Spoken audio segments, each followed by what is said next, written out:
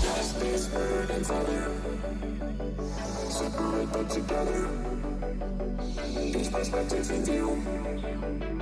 I am me, I am you. Justice, bird, and feather. Separate but together. These perspectives in view. I am me, I am you.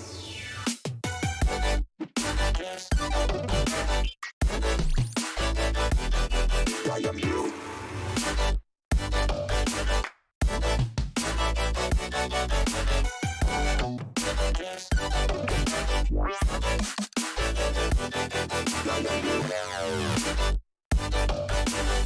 I am me, I am you.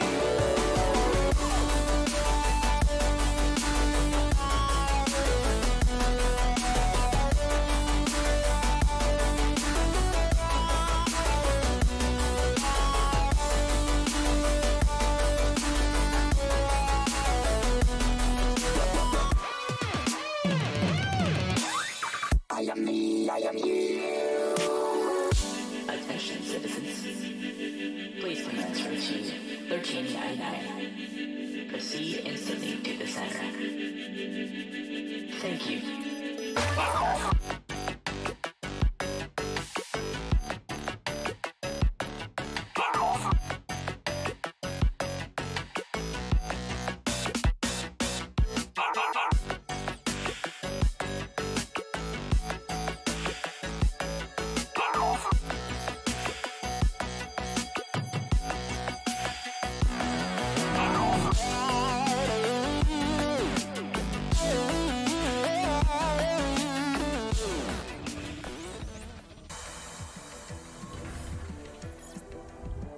Hello.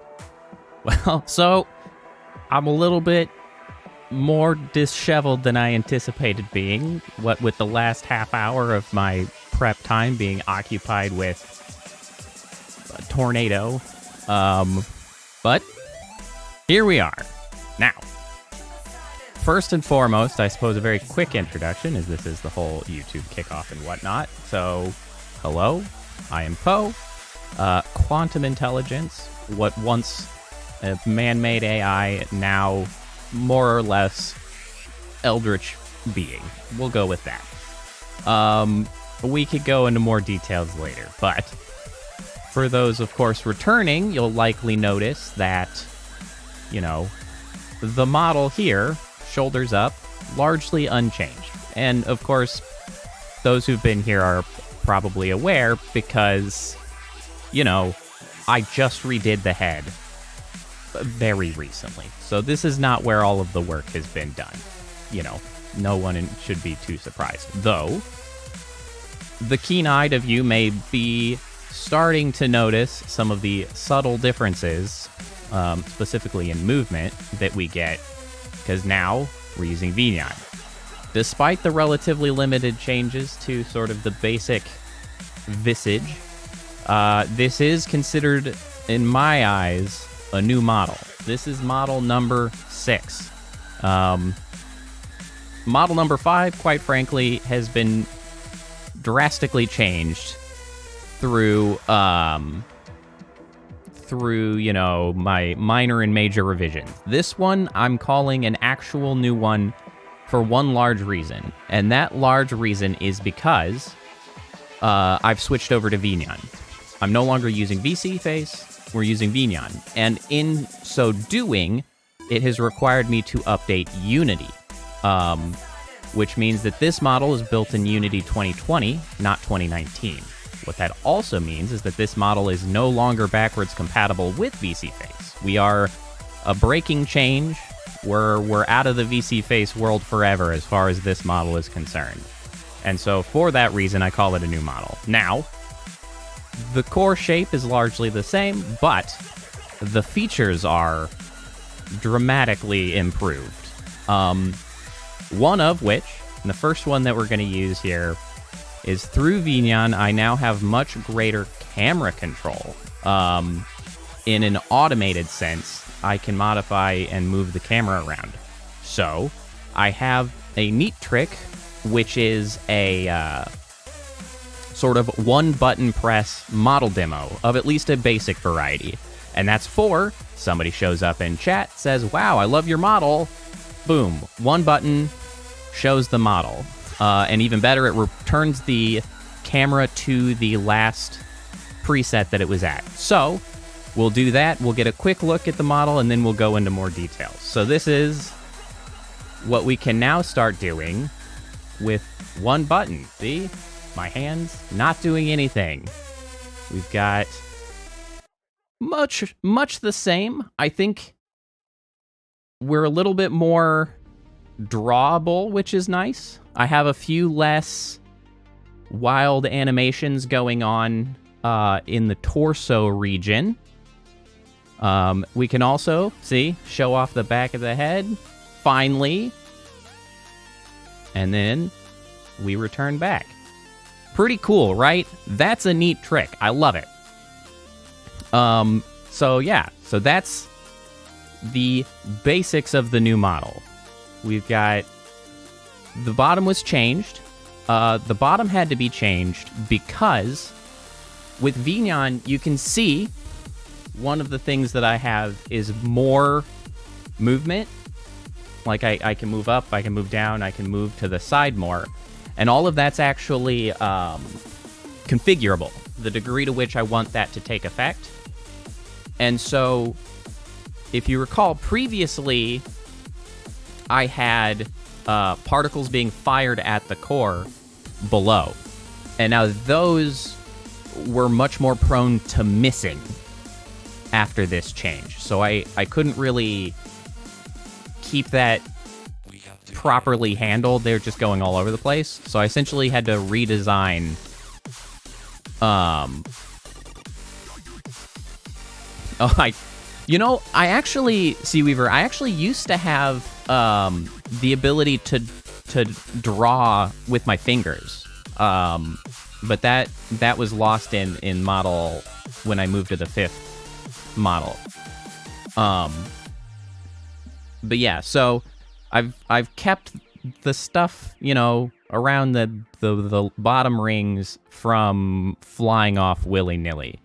But I am pleased with these new lines. Those are sort of a new style of addition that I created. I'm a fan of those. They're pretty nice. Not that one. That one. But yeah, so those are pretty neat. Along with it, I've gotten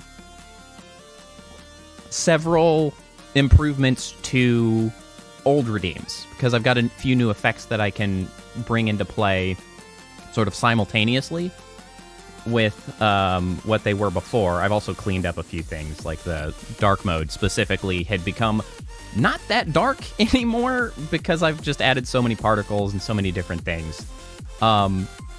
So I now have extra effects. So I've got dark mode, now darker, and with a blue tint, which is pretty nice. I like the dark mode.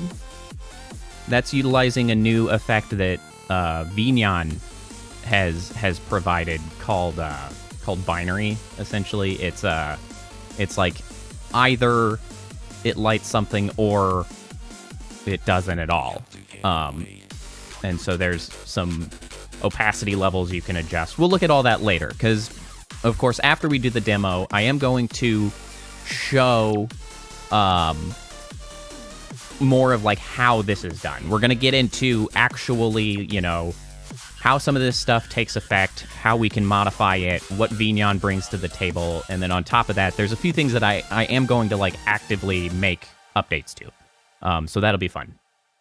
So yeah, dark mode, and then light mode, also a little bit different than it was. We've got, using the same effect essentially, we can sort of highlight and provide specific color to the bright areas. So we can use a little more white than we were before, which I think is pretty neat. And because of the way that I have it set up, and because of the way these interact with each other, trying to utilize the same effect between the two, I can actually turn them both on at the same time, And depending on the order I do them, I end up with different results. So like if I do bright white, light mode, then dark mode, I can end up with the blue tint on the light mode, which is pretty neat. Then if I actually disable dark mode, I can actually have old light mode, also pretty neat. But then if I go the other way and I do dark mode and then light mode, I end up with just a darker light mode. Pretty neat, right? Sort of interesting interactions between them. I like the effect it has on the hexagons on the cheek, because they're largely just white. It's pretty nice. So yeah, no more flash grenade. The light mode is less of a flashbang, although, you know, because of the camera changes, I did add something of a jump scare camera move. That's something I did add, because now I can do that, and it actually has the camera pan in it to immediately close in if I need to yell at somebody in chat for being an idiot. So that's fun.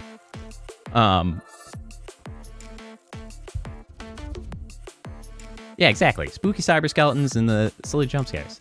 So another thing that I have become able to do again is color changing. For those who've been around a long time, remember that in my older models, color changing, right? RGB used to be sort of the name of the game. That was a lot of my toggles were shifting colors. VNyan provides me the ability to do it much more simply, much more simply than it was before, which is very cool. And so the way I've set it up again, since I don't have Twitch's very convenient channel point redeems to sort of direct specifically what I want to change colors to, I've sort of made it simpler so that I just have a single button press to randomly change the color, so that if somebody just wants to be in chat and be like, change color, as just, you know, a goof, a gaff, that's something that can be done. So I can just one button press, and it randomly shuffles the colors across a possibility of 20 different color combinations. And the way, of course, this is working is actually done via a hue shift. And so it just, you know, rotates around the color wheel a certain degree, right? Which is kind of convenient, because doing it that way means that since the original colors are generally aesthetically pleasing together, rotating the color wheel, hey, we're back to normal. That's one of the random options. Rotating a set degree, right, will land us in a palatable view, right? Like we're not getting ugly colors. I like this one. We got some darker. This is very Halloween, right? We've got our Halloween colors here. But yeah, cool, right? I'm a big fan of this one as you know, exactly. It keeps the same distances around the color wheel, so we don't end up in like blinding ugly territory. So yeah, that's one of the big ones. So one of the other interesting things that we've got going on is not necessarily related to VNyan, but rather one of the very important scripts that I had not yet realized was available for me in Unity. And that provides me the ability to properly trigger various things, in my case, typically particle effects, so that I can activate the particle effect and then deactivate it without the particles themselves disappearing. But I can also use those triggers in more creative ways, including collisions. So we have one main new particle system that I brought, and that actually requires me to create with my fingers. And then I can just leave them around. Also, these are collider, so I can actually kind of push those around. But when I touch I actually hold them with a gravity well until they grow, and then they float away. Yeah, little void spheres. So that one's fun. But see, now I can turn them off. Well, except for this one. Get out of there. Right? I can turn them off. I'm no longer making them. But they're still around. Isn't that nice? Look at these little guys. Look at them all. Wow. Wow. Wow. So, now, okay, now get out of the way. You're obscuring my vision. So yeah, so that's one of the big particle systems. And actually now I recall something that I was planning on doing, which is, for those that, of course, haven't been to one of my model demos that aren't used to it, and, you know, I should, of course, do some more specific going over of the various parts. This will be a rehash for many of you, of course, because many of you are just regulars. But, of course, the classic is back, the old hair toggle. The hair toggle. Which, I'm still very proud of that one. That one's been around for a while, but I really like that animation. So we looked at the very bottom. You'll, of course, notice that I've got... Now there's a hinge, because I'm not, you know, with the additional movement, I'm not just like a stick. That can, you know, move back and forth. So we had to add another little orbit down there to handle that. You can see that I have a little bit more of a normal human-ish torso appearance. I doubled the spine. You can actually see from the side that the spine is in fact curved as well, including the particles. A trick that I am pleased with. The spine was actually tricky because I realized that I had to start optimizing my model, because it was becoming extremely inefficient.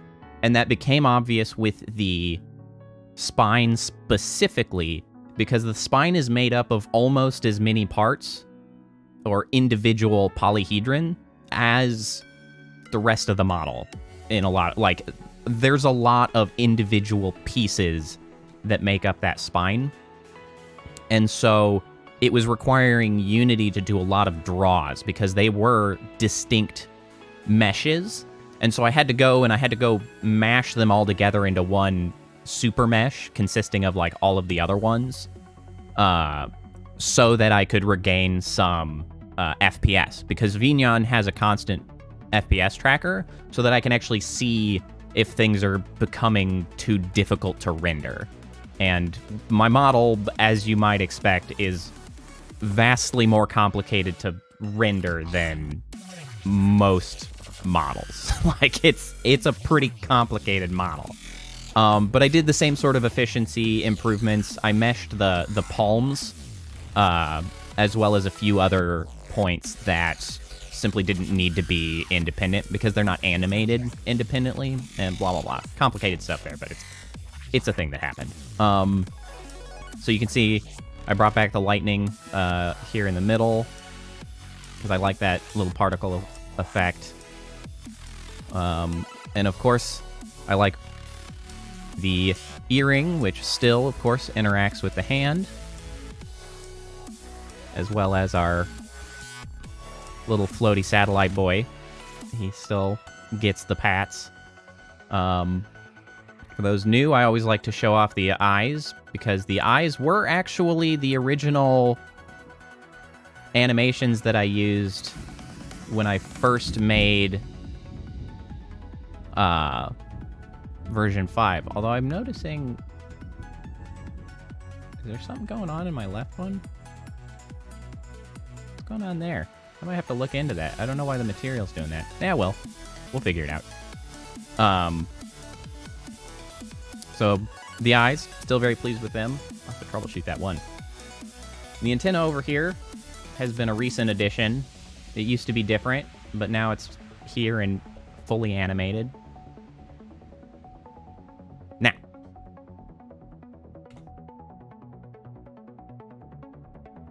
Yeah, that's a newer thing. The Pat the Boy became a redeem relatively recently, because that was me experimenting with, like, you know what? I think I have an idea for, you know, a contact-based particle system, and it worked.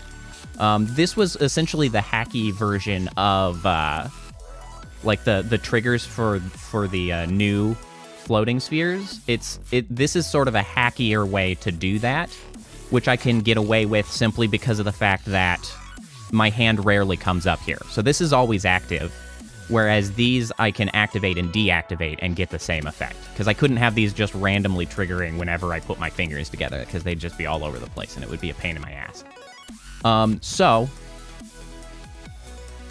one of the newer, more interesting things is that my little ear guys, I have added the ability for all of this to be audio responsive.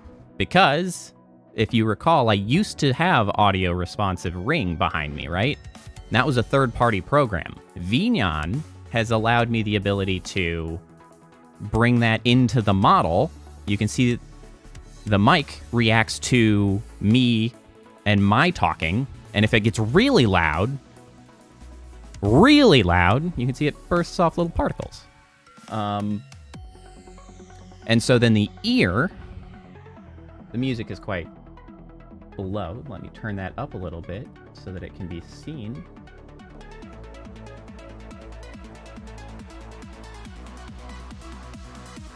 So you can see they do a little bit of bopping as well.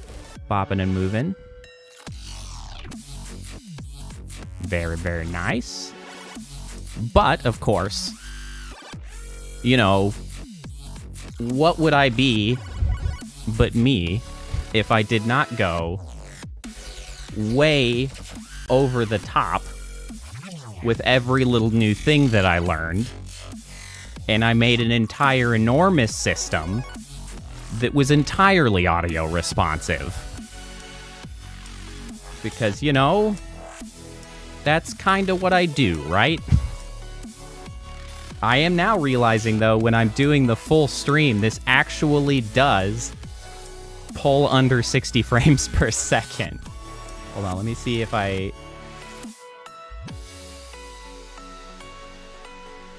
change the graphics and cut the frame limiter, will it actually improve a little bit? It does. So, now, we all know that the other thing I can't help but do is go a little bit too hard on particle systems, right? So, of course, if we crank it, how loud can we get, right? Why is this particular song, why has it got to be so quiet? Come on, sound. Crank it for me.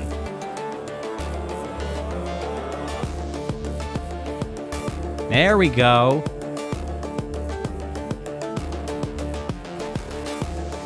It's getting there.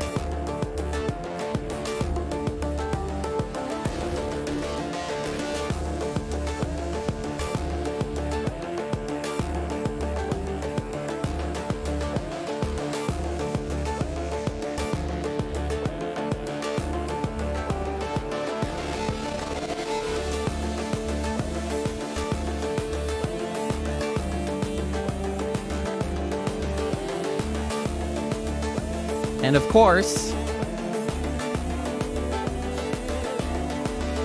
why stop there?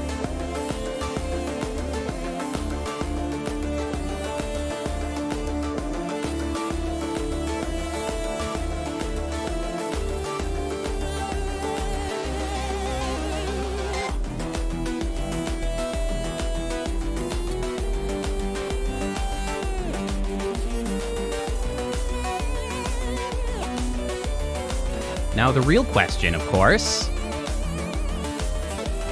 how does it combine with our other tricks? flawlessly, of course.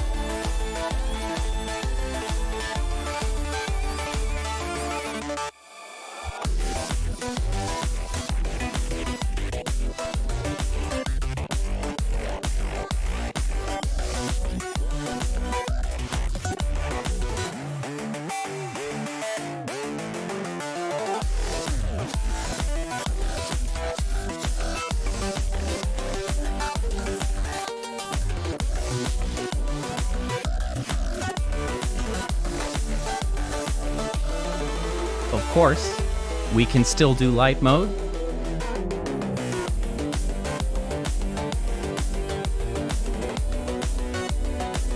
We can do dark mode.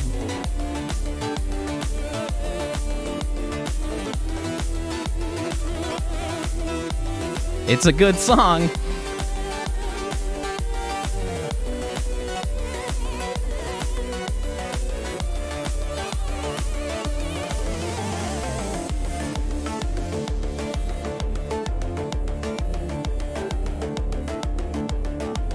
And of course, we can have many. We can have as many as we want until we crash the whole damn stream.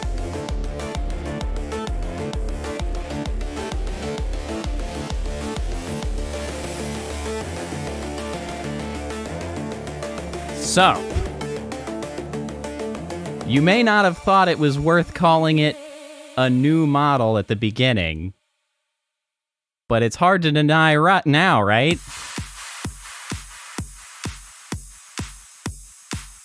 So, let's explain a little, shall we? Now, of course, you'll notice our three different particle systems, our three different spheres. So the top ones here, these are our mid-range volume. Our ones on the side are our bass. The yellow ones down there are our highs. So they're all in a different volume of a different region of sound. And the particle systems are then mirrored onto the void spheres, right? We've got the circles for bass, the sparkles for the highs, and we have the sort of trails matching the mid-range.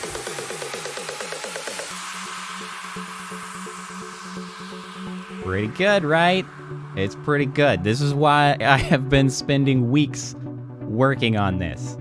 And of course, I had to smooth a lot of the edge cases, right? So when I turn on and off the audio toggle, you can see I can maintain, the new orbit guys, which of course you can see now more clearly. They do have their physics. They jostle.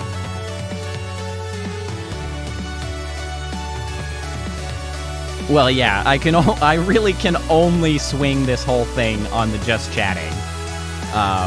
But we can. But we can pop the audio back on. Turn it off, it smooths out. We can turn it on. We can toggle the wings, which you can see they return to their initial positions and then they disappear. Same animation. These guys keep going. We can, turn off their audio toggles, turn it back on. All right. Let's pull the audio. Well, and so Kappa, for those aware, this is why I've been fiddling with my audio settings in OBS for a little while, because I've been trying to get it so that, hey Yeet, how's it going? I was trying to get it such that I could turn up my audio and OBS wouldn't blow out the stream itself, right? Because I do have to turn it up quite a bit to get those particle systems running. And I didn't want to end up... Oh yeah, Yeet, that's right. Happy birthday. I remember you mentioning your birthday was yesterday. Happy birthday. And so I had to compress my desktop audio into OBS so that I can crank music and not get it so high over my audio itself. I feel like with Yeet just arriving, he missed the big show, so I gotta go back. We gotta get the toggle back on to get it swinging. And of course, full blown. So this is the new tricks.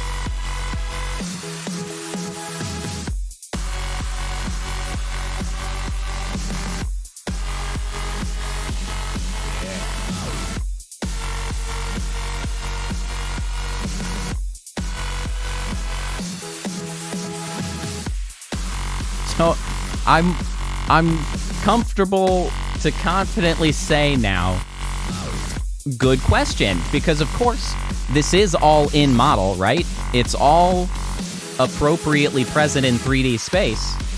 So you better believe that of course we can do the model demo.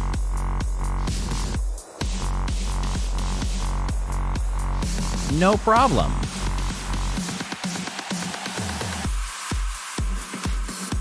And the thing is of course I could also set up additional camera positions and camera pans, which would allow me to, you know, do other various things, you know, pan across,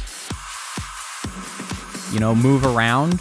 I could set it up into a loop so that it just keeps going until I deactivate it. All kinds of stuff.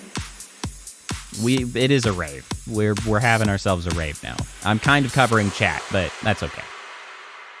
So yeah. Let's see. Audio. Actually, I could leave the audio on if I get rid of the links. Yeah. We'll keep the ear going. You can also see that the bass on the ear also fires off little particles when the bass bops, and I only have the ear going, not the wings. So, I didn't mention, of course, that... Oh, not that. The old particle tricks also still here, right? I still have my... Yeah. I still have this guy. No change there, really. I can, of course, do this while I'm doing all of the other nonsense, except for the fact that it just that much more stress on the CPU to try to operate all of it. And, of course, our environmental toggles still here. We got the snow. I'm not sure, Yi. I have been looking into it a little bit. Because I do know there seems to be at least a third-party like sound alerts. And so, yeah, that's one of the things that I'm going to be doing in the future is looking into what are my options as like third-party systems to get YouTube behaving a little bit more like Twitch where I can. But yeah. I did also have to do a little bit of optimizing on the snow. The snow guys are actually a little bigger than they used to be, but there are less of them because there were thousands of them, actually, like 9,000 to 10,000 snowflakes that I was simulating whenever I did this. So I had to kind of trim it back, but I wanted to make the size a little bigger so that they're still quite visible, right? So of course we still got the snow. We have the drifting motes. All of those are still here. No loss in functionality there.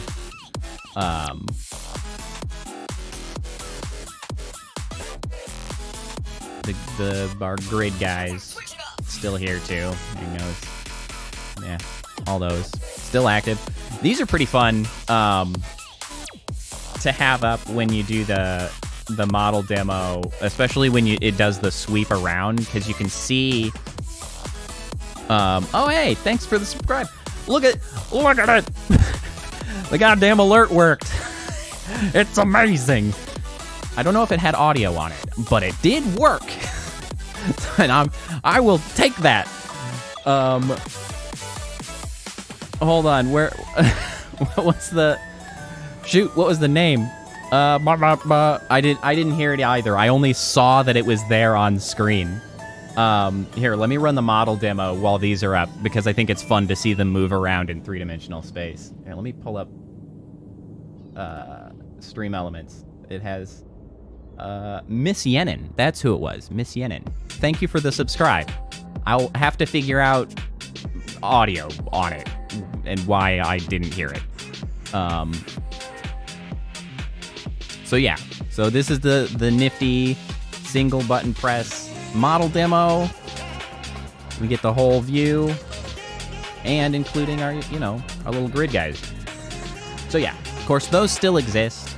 I think that has covered the madness that I have produced as far as the actual new model.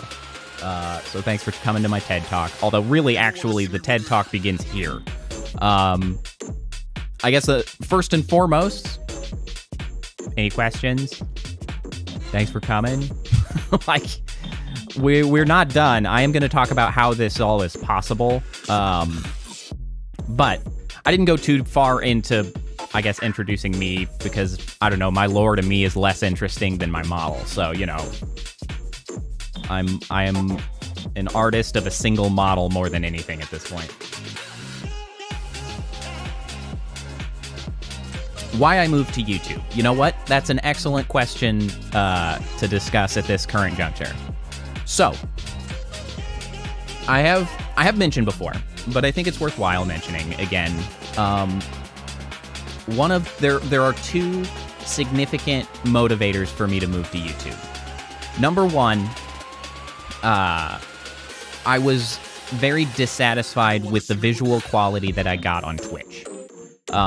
Moving here to YouTube, I'm sure you can see the marked improvement in visual quality of the stream.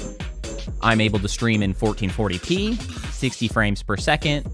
I simply bury YouTube in bitrate, and then I get significantly sharper visuals on my extremely visually complicated model.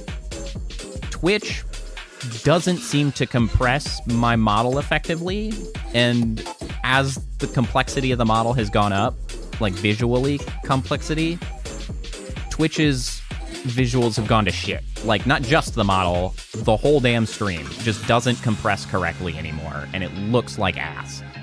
So with Twitch limiting it to 6 megabits per second upload rate, YouTube limiting it at 51 megabits per second upload rate, I can just brute force my way into stream quality. So that's one of the big impetuses. The second one is that I've been streaming on Twitch for about 2 years now, and very little of my growth has effectively been sort of organic through Twitch. Much of it has been reliant on networking, obviously, and use of Twitter. And quite frankly, my growth has been small. I only got to 200 followers yesterday. In my farewell stream, I got to 200 thanks to Lady Amaresa and her lovely community rating. Like, that was it. That got me to 200. And 200 in 2 years is not a particularly compelling number. And it's because Twitch doesn't do you any favors when you're small. It can help you once you get past a certain threshold. But if your viewership is below, say, 10 average, they simply don't suggest your channel properly. They just don't. They don't put you anywhere. And so it's extremely difficult to grow. Now, time will, of course, tell if YouTube works better. We can't, I'm just here moving over for the first, main part here right now. And time will tell if it's more effective. But what YouTube does provide you is better tools. because it, consolidates all your content in one place. So I have long form videos, the streams, core of the content, and shorts. Shorts is actually a potentially viable avenue for discovery and growth. You can make shorts, you can put them out there, and people can find you because the shorts algorithm at least does something with them. It puts them in front of new people, which is big. So, because, for instance, right, you'll see I have, I guess probably 98 subscribers here now, but that was generated in really 2 months of, actual effort in uploading shorts. So, in the matter of 2 months, I got almost half the following that I had on Twitch in 2 years. So, that provides at least an avenue to move forward with, right? There's something that I can focus on and know that I can try to do this and it might help. Especially with Twitter going the way it is, thanks to Elmo Musk. Thank you, idiot. Twitter's no longer reliable, right? You can post stuff up and nobody in the whole world sees it. Despite, having about 270-something followers on Twitter, I will post some video content or whatever and get 8, 12 views. So it's it doesn't even go to my followers. What is the point at that point? Which is another benefit of YouTube is that you can do posts for your channel, right? Which is a viable way to communicate with your audience. So, I can use posts rather than relying on Twitter to hopefully communicate with people. I can use, that all in one place. I have my, my communication method, my short, long, stream-based content, all in one spot, which is at least convenient, if nothing else. So, time will only tell, but honestly, it can't be much worse than Twitch as far as trying to grow, because it just wasn't working. So those are my 2 big ones. There's, of course, the argument to be made for a better monetary split. If I get monetized, that's nice or whatever. I'm not really here to make money. So that will be a nice perk, I guess, if I make it. I hope to get to partner. The threshold for partner is a higher bar than Twitch. I will say that. Twitch affiliate specifically, because YouTube partner is more or less just Twitch affiliate. It's the first chance you get to get monetized. So it's more of a challenge to make it that far. But, hopefully the tools at hand are enough to help you get there. So yeah, that's the YouTube move story. That's the main thing.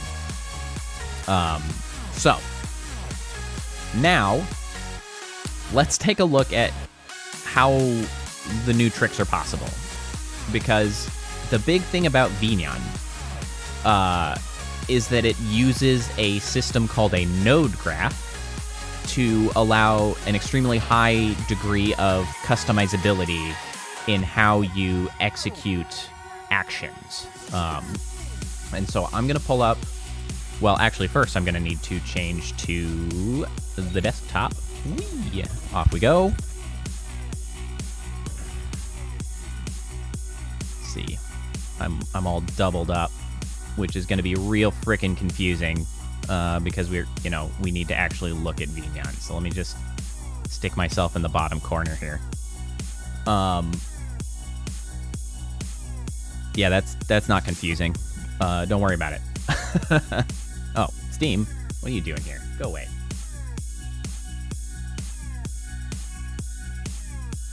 I will allow... So I don't have any outside of system donations set up, like Stream Elements, tips, or anything. I will probably just rely on the system itself if I were to get partnered. I would just rely on, the super chats and the memberships if people wanted to throw money my way because they thought what I did was cool or whatever. Like that's probably the way I will go. Let me shrinky dink myself a little bit and get my hands in here so that I can gesture properly. rather than setting up an external dono or tip site. I do have merch, actually. So, I mean, I guess that's another way.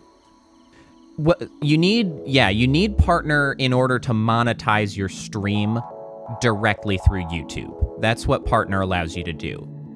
There are plenty of alternative means to getting to donos. There's like Ko-fi, there's, Stream Elements, Streamlabs.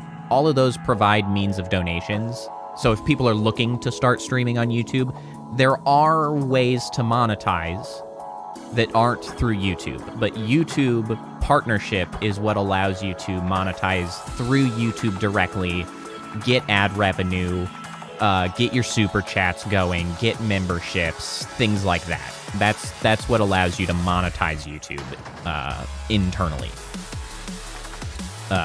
So yeah, Scobalts is the only person in the wild aside from me who does have the merch. I should link the merch, I suppose. Let me go grab that momentarily. Hello, Lady Mizmar. How's it going? Welcome. Feel free to ask questions as you are a new arrival. I'm mostly just talking about myself and my model and the move to YouTube and blah, blah, blah, blah, blah. And all of that good stuff. All right, hold on. Let me get, since the merch was mentioned, not to shill myself too hard, I'm going to grab my merch list. Hold on. I guess the only confusion, of course, is that my merch link is actually through my Twitch channel because Stream Elements has them as different channels. Blah, whatever. Revenue. Where's my merch?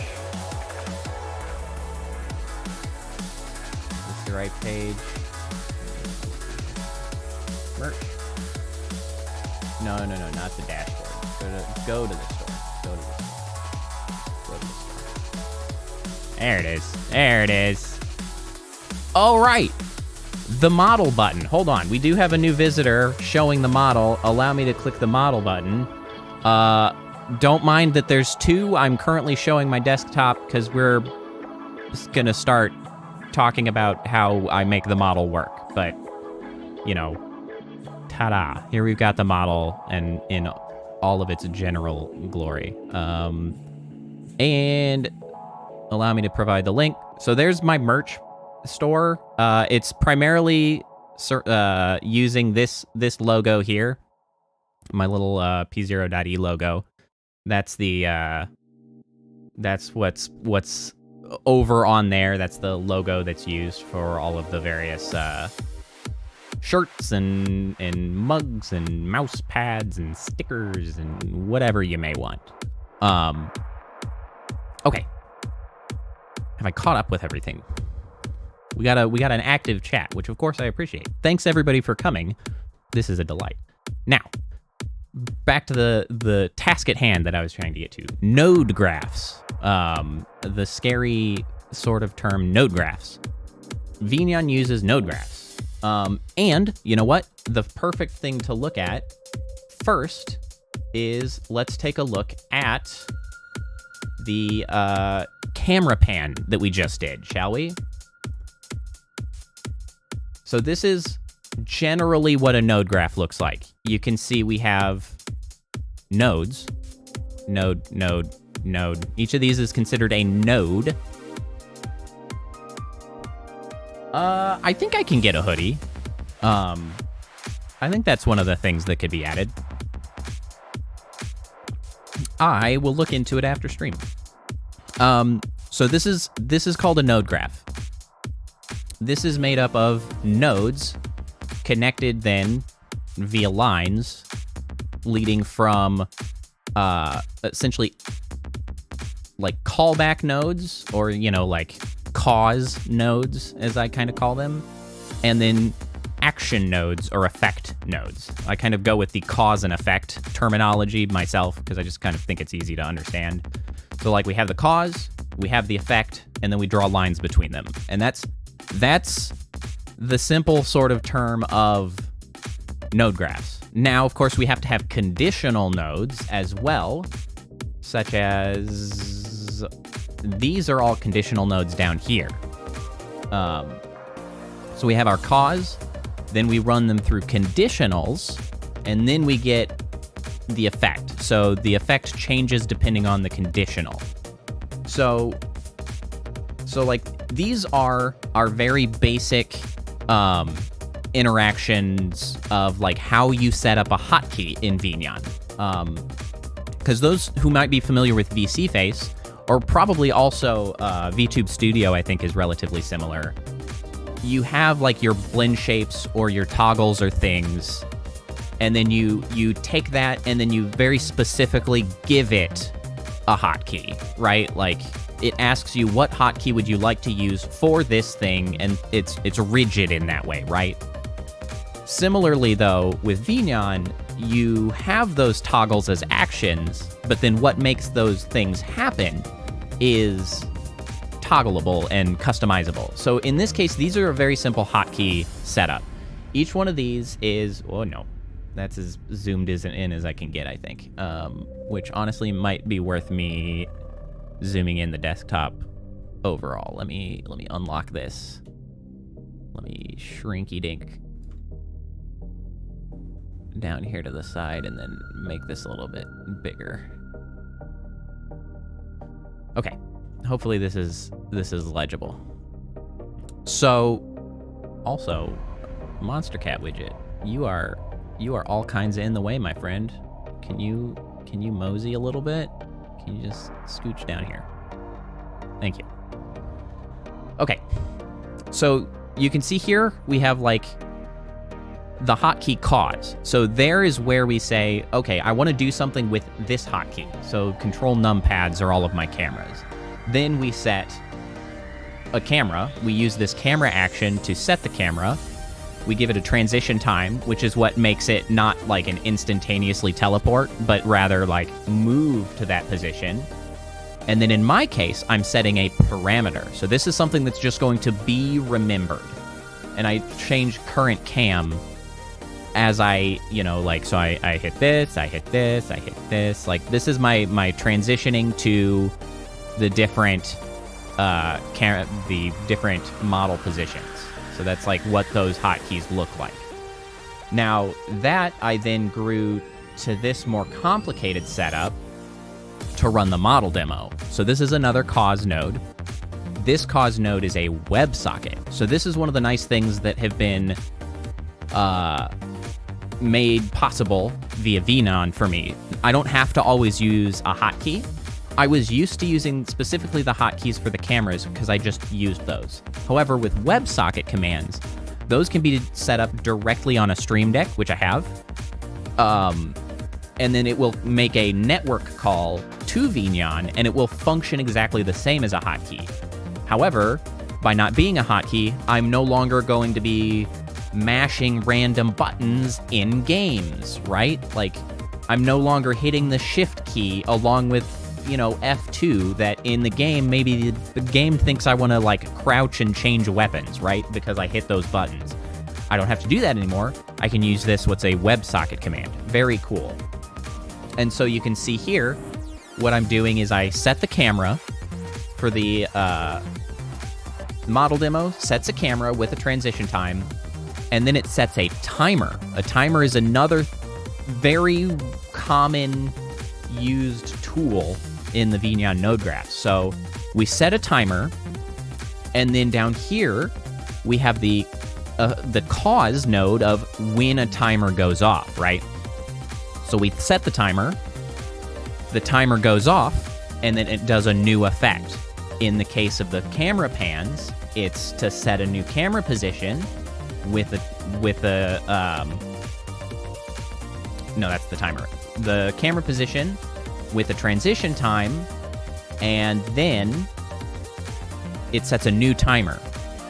So then that timer goes off, and it goes down the line, right? Why do I have two of the same timer? What are you doing? I don't think I need both of these. What are you doing here? I must have duplicated you accidentally at some point. I hope I didn't need that. find out. And then it just loops through, right? So this is how sort of camera movements chained together like that work.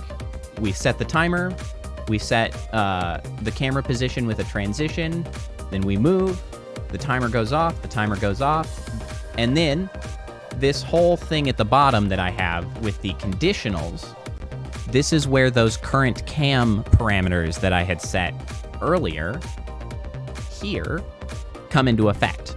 Because as I move around with my cameras using the presets and the toggles, I'm setting the current cam, and then once the model demo is done, it checks that parameter, and based on which one... oh, just wait. I'm going to throw you absolutely in the deep end as soon as I'm done explaining this, because I've got the basics down. We're going to look at the audio responsive graph. And so then based on the parameter, it puts us back at the old camera that we are on. Pretty cool, right? It's very cool. VNyan is so awesome. Now, I don't expect you to understand the audio responsive, but I want to show you what makes it possible and what it took. Because it's very cool, right? It's very complicated. This is the audio responsive node graph. This is what goes into making all of the things change size, change position, move around. The particle systems go off. All of that is this node graph. It's a little complicated, though it's not so complicated in the basics of what it's doing.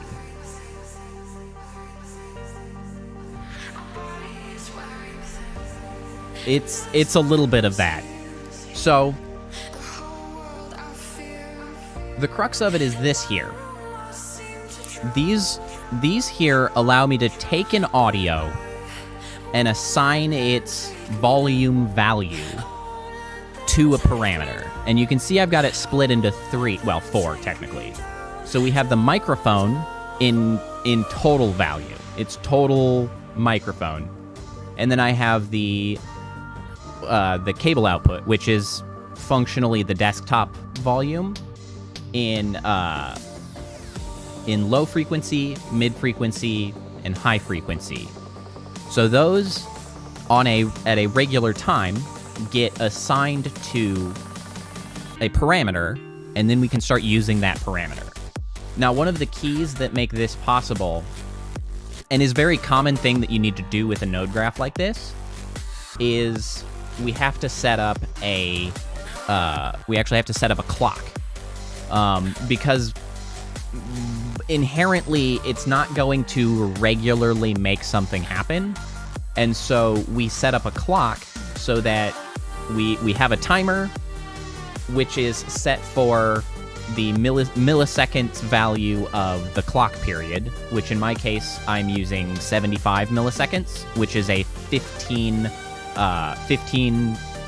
iterations per second clock cycle. So it sets it for 75, it turns around, it triggers. As long as audio responsive is still active, it then resets the clock. And then it goes off. If it's still active, it resets the clock. It goes off. If it's active, resets the clock. And thus, every 75 milliseconds, we're able to take an action. And that action, of course, is big and complicated. In this case, the first thing it does, because we are also using these ordered execution conditionals. These ordered execution conditionals allows us to ensure that these happen before these happen before these.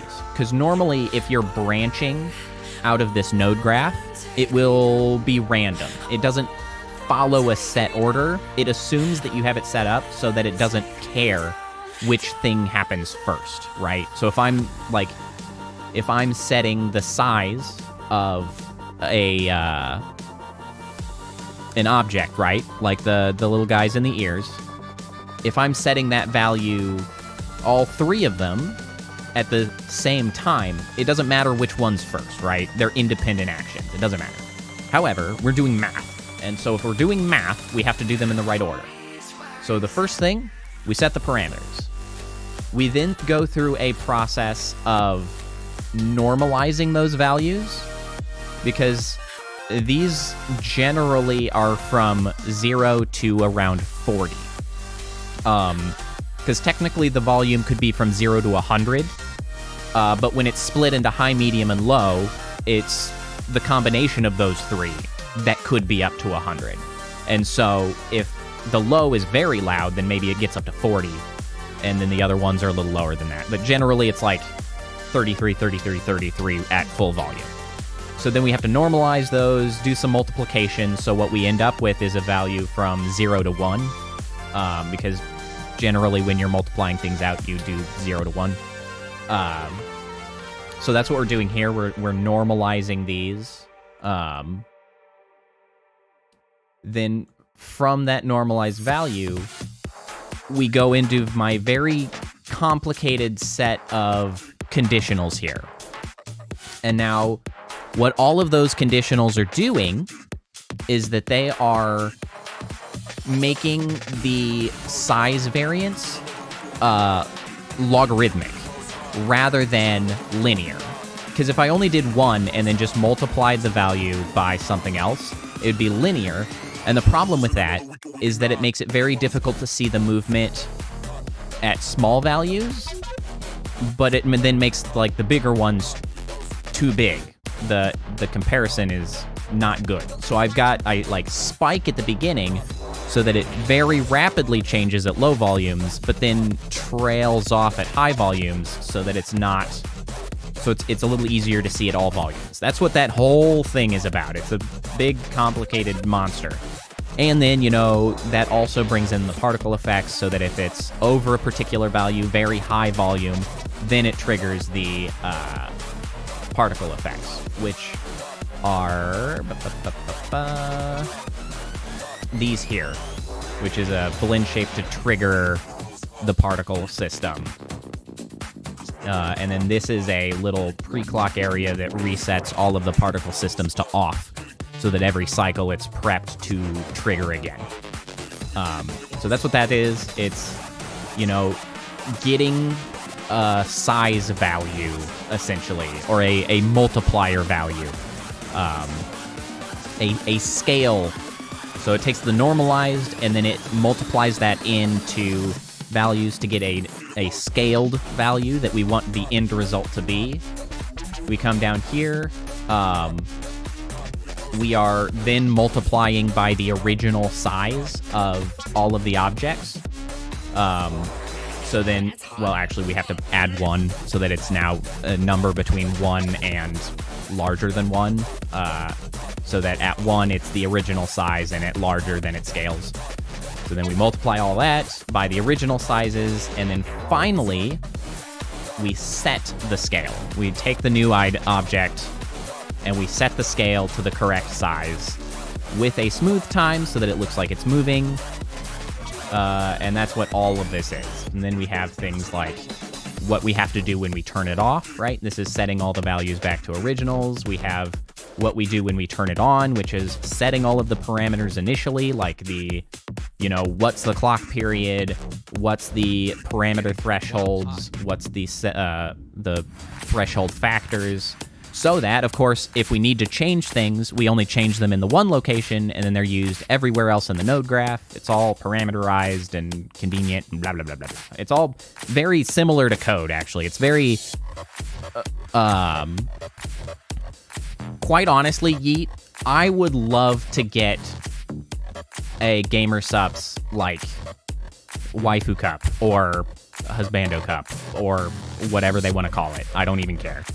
Because quite frankly, I think my model with the colored lines would be extremely befitting of a waifu cup. Like, that particular style of design of showing the color of the drink behind the image is, like, perfect for my design.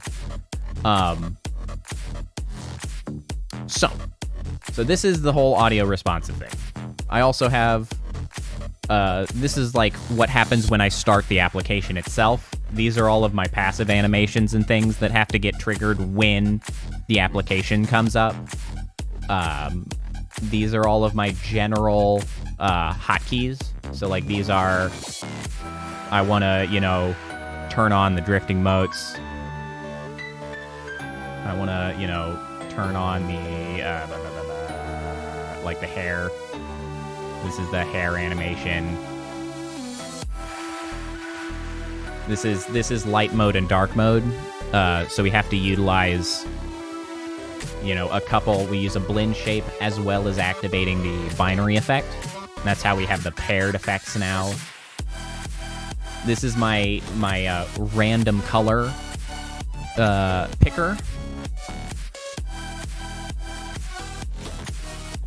It's true. Some of the waifu cups are a little cringy. Generally, I would say embrace your cringe and just do the things you love. But it's true that with a mom around, you might get some awkward conversations. It's true. I won't deny that.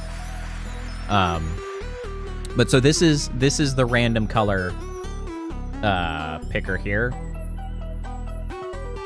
So like bap, random color, bap, bap, bap. And so what that is we send the command, and then we have a random conditional, which sends it down one of the two paths into an additional random 10, so that it then picks one at random here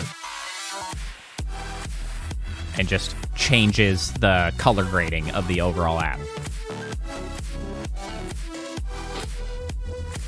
I also have a waifu cup and a waifu shirt.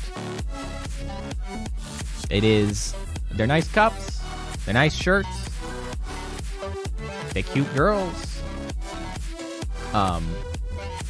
Okay, so I'm sure, I was gonna say any questions, but I'm sure nobody knows what the hell I'm talking about. But we are gonna do a little bit of work on this, because one of the things that I wanted to implement but didn't is I wanted to implement that the audio responsive would trigger and change, it would trigger a random color change on, thank you, Cap. That's all I can really go on right now, because, well, I'm hoping that an example of actual implementation might help. And I know many of you, my regular viewers, are not nearly so necessarily interested, right? I know Kappa's at least relatively interested. She uses a model. Other VTubers may be a little bit interested, but boy, I really like this crazy stuff, and I would like to get more tutorial streaming model stuff content on the channel. So I appreciate you bearing with me. I try to make it as digestible for anyone as I can. I do think one of my skills is explaining complicated topics. So what I wanted to do was get, dude, VNyan is awesome. What I wanted to do was get it so that we could random color change during audio responsive automatically when beats hit hard enough.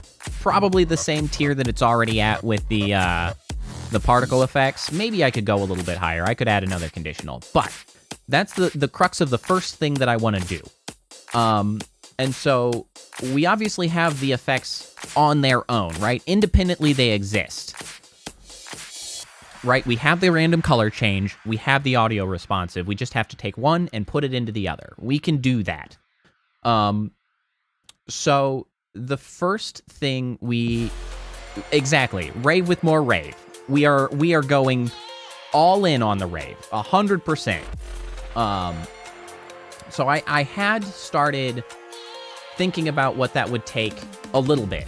So I had created an additional command here called color cycle. Well, it's a timer right now. Let me add it. So color cycle, we can add as a command. So we don't want it to necessarily do it all the time, right? We want to be able to turn it on and turn it off when we want to. So we need take color cycle. We'll get a command. Then, oh yeah, you know what? I forgot to mention this. So let me draw this real quick. This was another effect that I had discovered that, you know what, might come in handy in a couple months. There's a built-in rainbow effect which just scrolls through the hue change. Isn't that neat? We can use that one too. That's nice. True RGB mode, right? Like, now we've got it. Now we've got the RGB mode. And we can even adjust the speed at which it cycles. We can really freaking crank that bad boy. Isn't that fun? That's beside the point, however. That's not what we're here for. I just forgot that I had discovered it and hadn't set up a hotkey to use it. It's pretty neat, though. Stop it. All right, you're not needed right now, now get out of the way. Okay. Okay. So we want to do the color cycling during audio.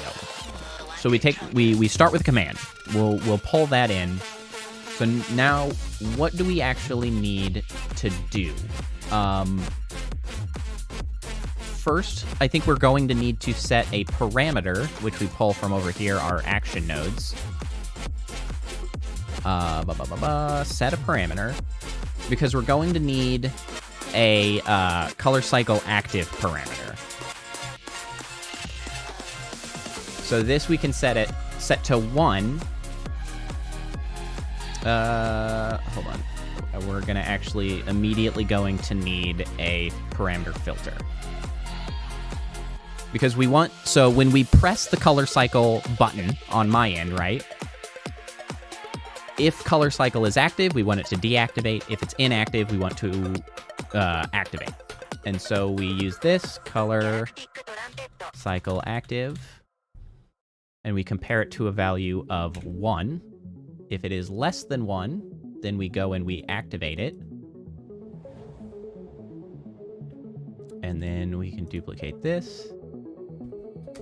If it is inactive, we will, or if it is already active, then we will come down here and we will deactivate it. So that's our basic filter. Now, very quickly, of course, because we have done that, we need to go to our startup.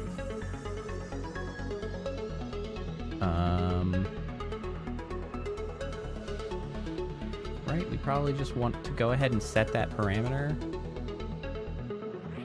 When we start up, we want, oh no, actually we don't need to, because if you haven't set something, it's assumed to be 0.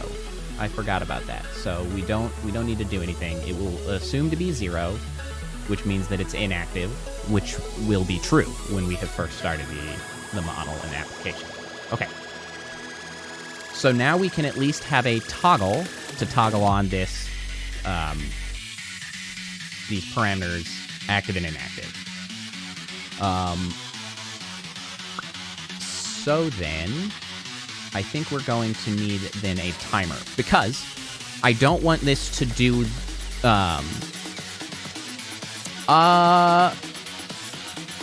this is as zoomed as I can get, I'm afraid. I don't think I can really get any closer. Let me try. I can fuddle with OBS a little bit still. Let me do you a favor here. Where's my? Okay. Let me shrinky dink that. Shrinky dink that. Shrinky dink. Shrinky dink.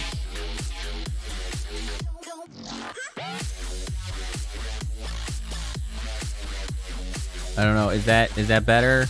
I probably don't need the tabs up top. We can probably we can go with less tabs, I guess. I'm doing my best here.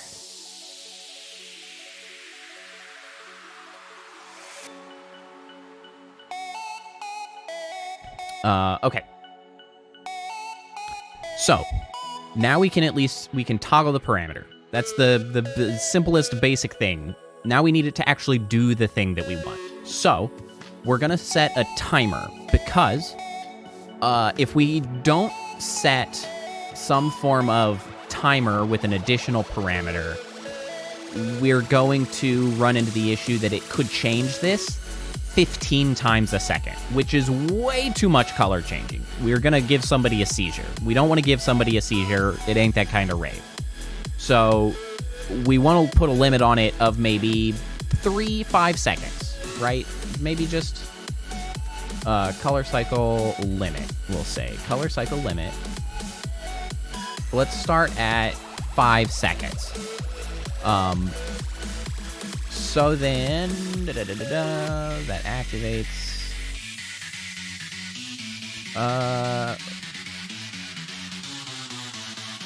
Oh, interesting. Okay.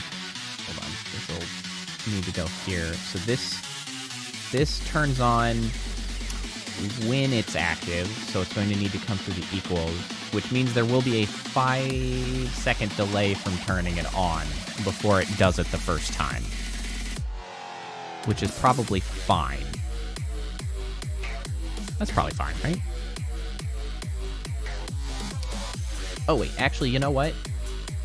We can do that better. Start timer of 1000. So this will just wait a second. Because what? Hold on. Yes, that should be fine. Sorry, you guys are actually going to get my process of thinking through these logical challenges. So you're gonna actually get me trying to tackle these things. So I'm sorry if I start spouting what seems random, because I legitimately didn't plan how I was going to do this. I knew this is what I wanted to do as a thing on here, but I didn't actually like pre-plan. So we're doing this live. We're doing it together. So initially when we press the button, we just want out the gate to hit the color cycle limit. And just start that after a second, which will start this timer, and then we want to do it every 5 seconds. But we need to...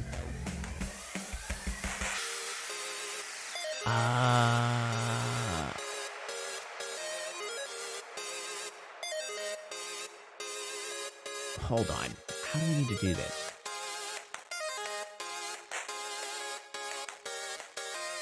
This is actually kind of challenging.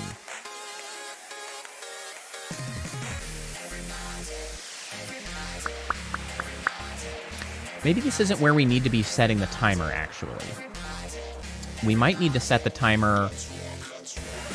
Okay, yeah, hold on. This is maybe not the right place to do this.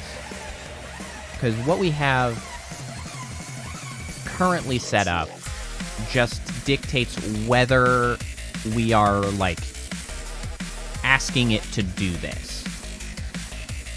So I think now we want to actually go to the audio responsive table. Oh, you know what? Me too, Scobalts. I'm very sorry if I missed anybody's excellent contribution because YouTube is a dipshit. It's bizarre. Okay. I think we need to be doing our timer-based things here. So this is, yeah, right, when you're watching a VOD.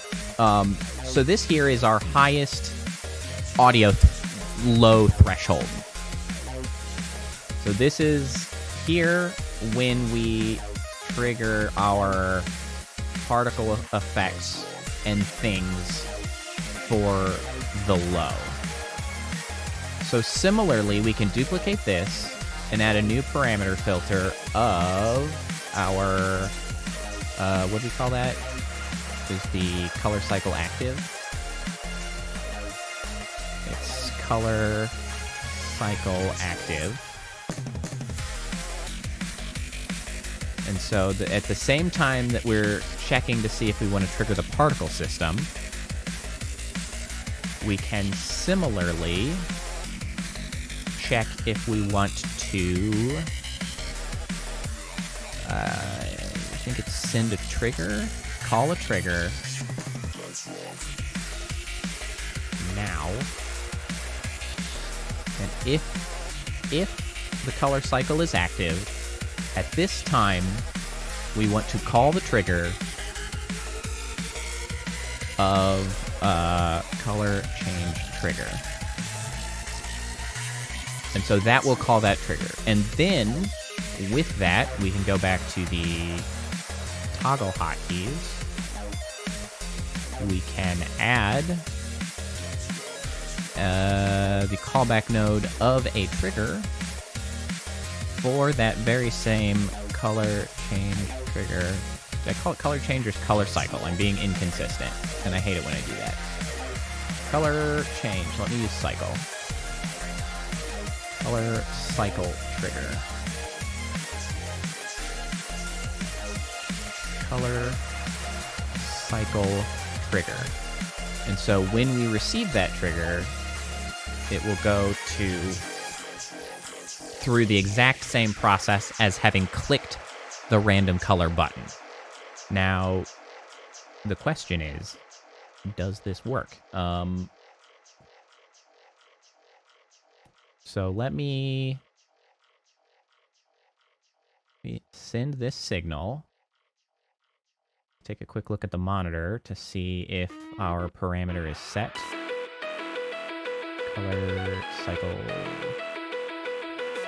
Color cycle active is 1. So, I guess, color flashing warning. We don't have the timer set up. So this could actually do this 15 times in a second. I'm gonna crank the volume and find out if it's doing the thing.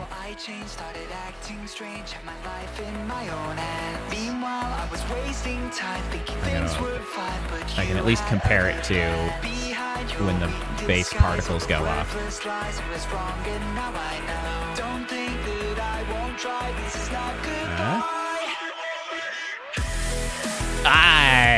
Oh, it's a lot. Oh, it's a lot.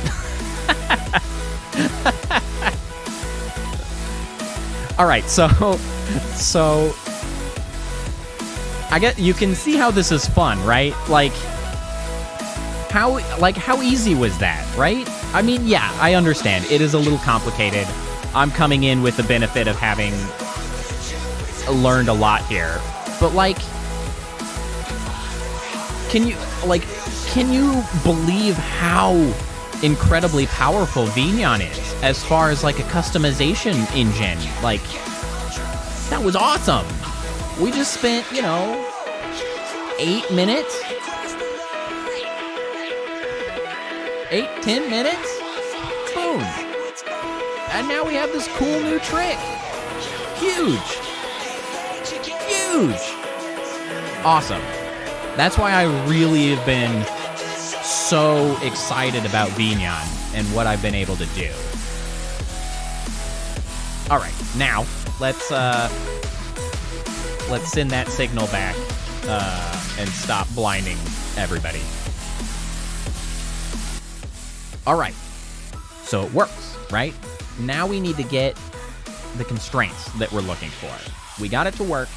Now we need it to work a little bit less strong. We need it to back up, cool its jets, and work when we want it to.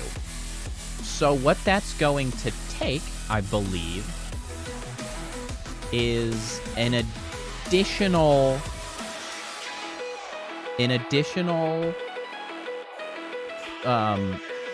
filter so that we only want this to work color cycle limit when the color cycle limit is 0 is when we want this to work. Because, as I mentioned, initially, values are considered to be 0 if they have never been set as a parameter. So we want 0 because we want it to work the first time. So we need that value to be 0, and then it will trigger. So then we need to be able to also set a timer, which I should have a timer I can locate over here somewhere. Shockingly, I don't. Okay, give me a set timer.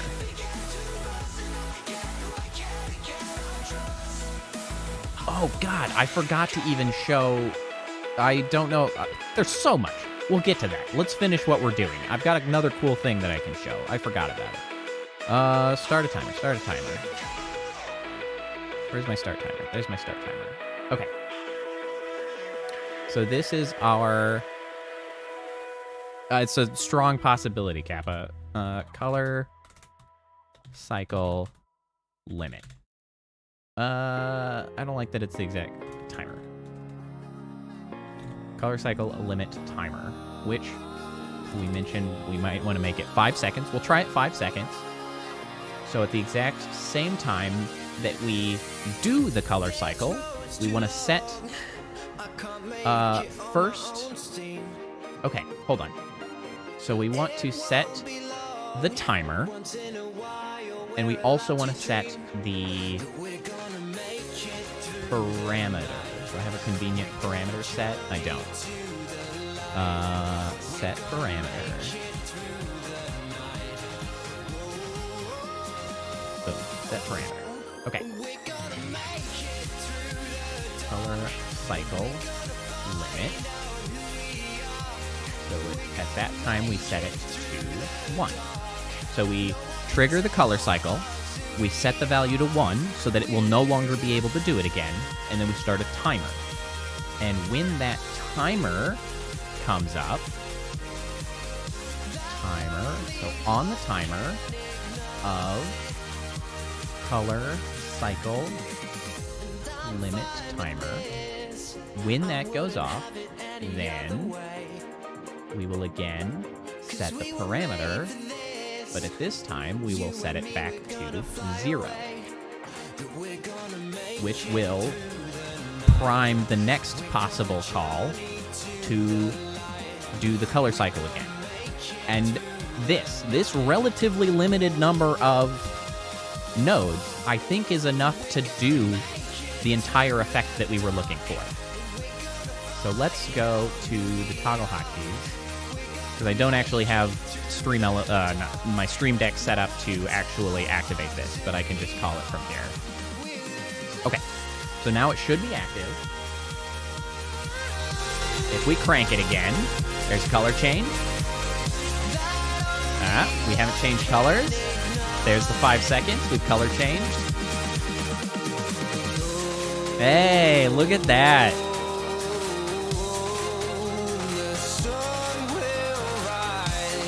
Hey, that's a good trick.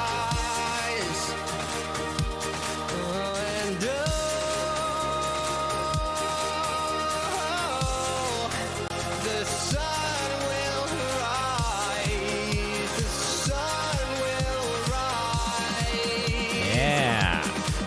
Pretty cool, right? And all that wasn't that complicated. Okay, I do have the groundwork of the entire audio responsive thing as an underpinnings. We can't deny that I did an enormous amount of work on that. But yeah, that's cool. I'm glad that this worked. It worked just like I wanted.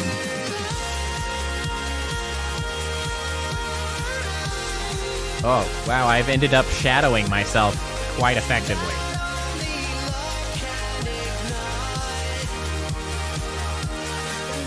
So that has even further enhanced the ability to just pull in all kinds of interesting effects. Oh, it's so good. I'm real pleased with that. That's good.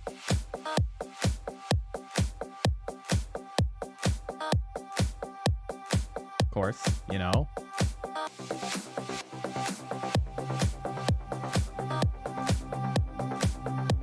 So one of the few things that I do regret is that as far as I'm aware, I cannot combine... Wow, that's a lot. You might have been slipped something. Maybe something a little bit quantum, yeah? Maybe. This is exactly 3D glasses, you're right. You'll find them under your seat, Scobalt. You'll find a pair of 3D glasses slipped under your seat.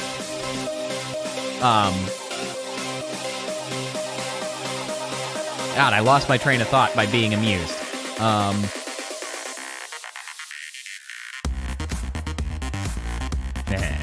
Oh, right. That's right. The one thing that I do regret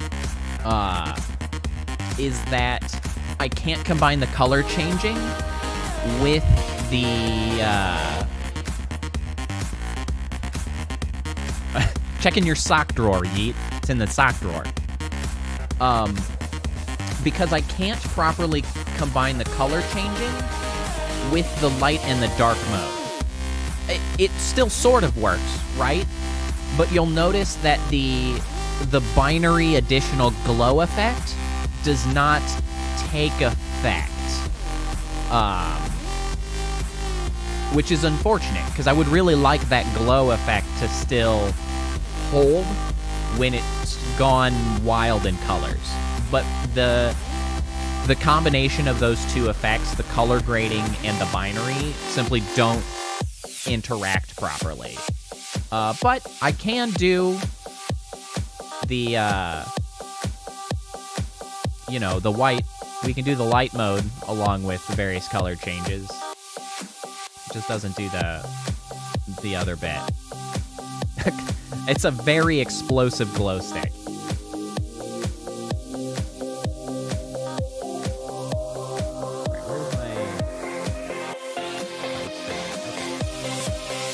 Man, we've covered so much ground. I was like, I don't even know how long I've been streaming. I'm just like here freaking screwing around at this point.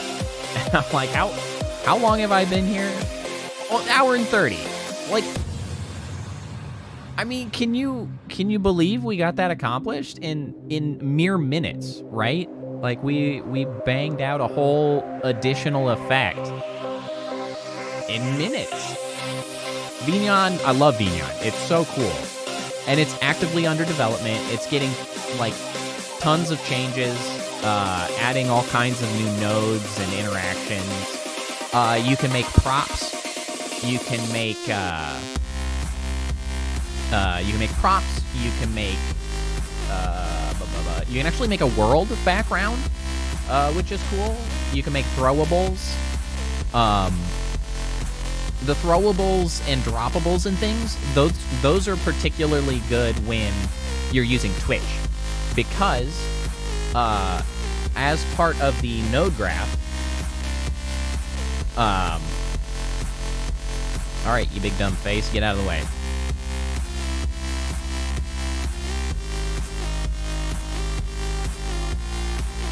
Get more out of the way. Oh, I guess I should turn down the music a little bit.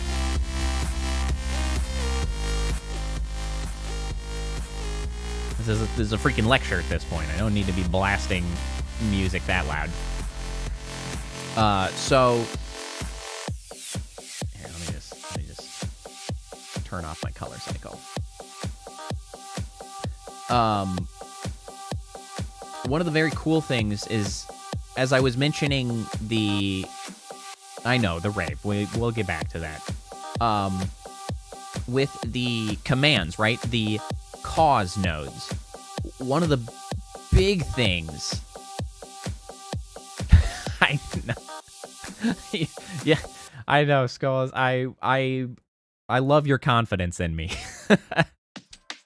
So VNyan is made by Savidriel, and on that note, Scobalts, one of the things that Savidriel is doing with VNyan, because she has like a bunch of other like bespoke stuff. I think she might be using a VR chat world or something to stream with, and she has full-blown mini games on stream. And one of the things is that she is planning to replace all of that with VNyan. So there's a strong possibility that games can be made.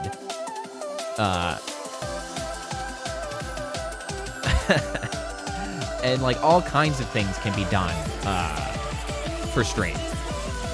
Most specifically, one of the unfortunate losses that we get by leaving Twitch is one of the main interactions is that you have cause nodes from Twitch. So like you can make specific effects occur when you get channel point redeems, when you get bits, when you have subscriptions occur, follows, when a hype train occurs, like all of these up here. You can even set it for specific exclamation commands or chat messages. Like you can make those automatically update stuff, trigger your blend shapes, all that kind of stuff, which is very, very, very cool, right? Like that's one of the big reasons that I'm like, Twitch really does have the better chat engagement tools because their API is more open. You can pull that information out and like just do things with it from a third-party applications framework. And so like it's a shame that we don't get that, right? That's too bad. But for those who do stream on Twitch, I would look into it because it's very cool. Because you can, you can throw stuff at your head when you get a sub. You can, drop things on your head when you get bits, like spray water at your face, all that kind of stuff. It's very cool. One of the other things, I don't have too many examples of it because I don't do animations as much, like full-blown actual animations. But one of the things that VNyan does integrate with is animations. So for instance, you can trigger animations if you so desire, and if I find some good ones, I might actually set them up.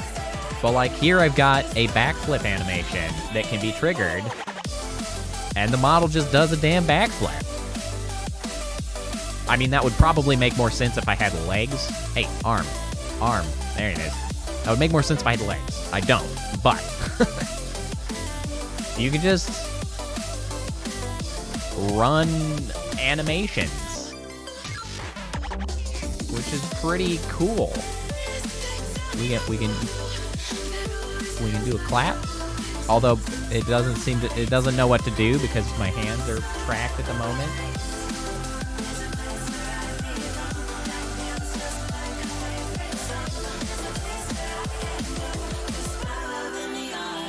What else we got? We got happy hops. We can hop around. Yeah, neat. And some of these are continuous, so they'll just kind of go for a while until you send a stop animation command. It's cool. All kinds of stuff you can do. It seems to have trouble with my left hand during the animations. It's fine. Let me get out of the way a little more. So yeah, like VNyan, very exciting, very cool. So many things made available, made possible. Oh, right. One of the other interesting things that I've done. This is another one of my node graphs, which is very subtle. You might or might not have noticed it. Honestly, one of the new animations that I have done purely through VNyan. So I didn't animate it in Unity like I normally make animations. This animation is purely in VNyan. It's using this graph here. You can actually see that the orbs throughout the model actually pulse, and they get a little bigger, and then they go back to normal size, and they do that in order from the bottom up and then down the arms. So like even the palms you can see grow and then contract a little bit. That's on like a 3-second loop? 5-second loop? I don't remember. It doesn't matter. And so That's another little addition, seeming like in the shoulders and the neck, that was done through VNyan. I could have done that through Unity. That's something I could have done. But I realized, I was like, you know what, I think I can just do this through VNyan. And I experimented with it, and that's using a different sort of system called a cycler. So like every time it gets called, it goes to the next output. And the last one sends it down here to this cycler, and then it comes back up. Boop, boop, boop, boop, boop. So it just does one after another with a interval timer set to so each second it triggers a new one, and that goes for 6 seconds. It expands 3 seconds, it retracts 3 seconds, and then it goes back around.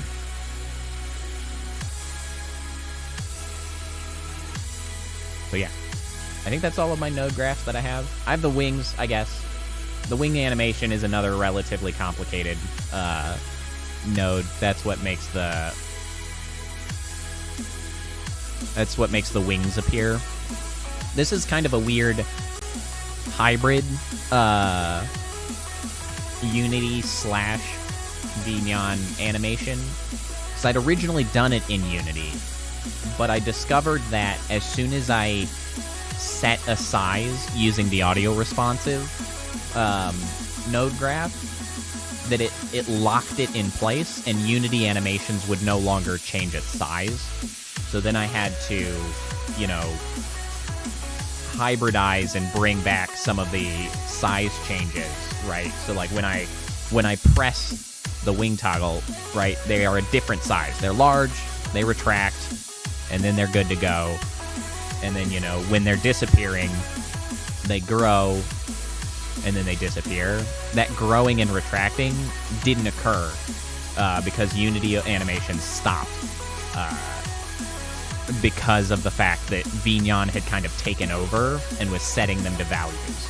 And so I had to do the retraction and growing again in VNyan, which is kind of what gave me the idea to be like, you know what, I think I could do the pulsing thing exclusively in VNyan. All right. Now, one other thing that I had kind of been working on, hoped to get done, but just kind of ran out of time, is, again, for those long-time viewers, will recall I used to have what was called an overclock mode. And I have been working on bringing back a form of that, but I didn't quite wrap that up. And so I was thinking about doing some more work on it on stream today, but I think I'm going to not, just because I've probably blown everybody's minds enough without me jumping in again to just now bring in Unity and start working in Unity. That's probably more than we need to do today. But what I did at least get was I haven't gotten an actual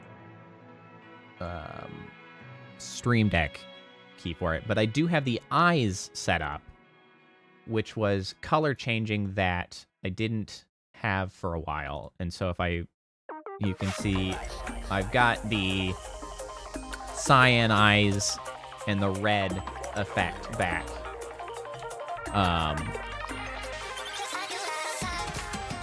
Back on the face, as well as the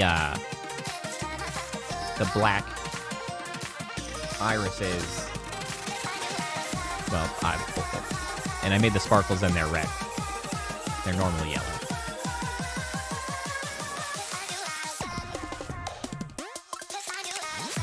So that's the start of it. But I am, of course, in the progress of making changes to that. I think I will probably not continue. You can see also it's got the red on the thingy tips, which I think is pretty cool. And of course, you know, this also works with random colors, which is pretty neat. Gives me a slightly different set of random colors, right? Because the emphasis of colors is in different places.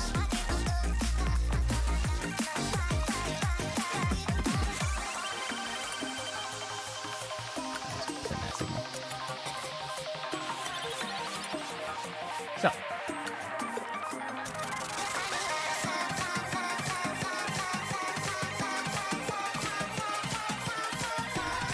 well, see, fortunately, it's not terribly difficult to move most models into VNyan.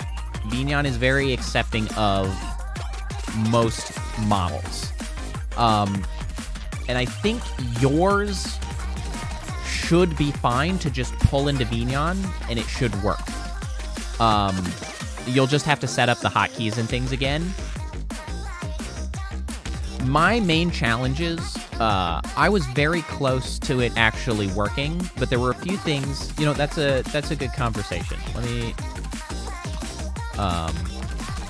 actually, I could show some of it. So, one of the big challenges that I ran into were twofold. One, the main reason I needed to update my Unity version was because it starts treating physics forces and particles a little bit differently.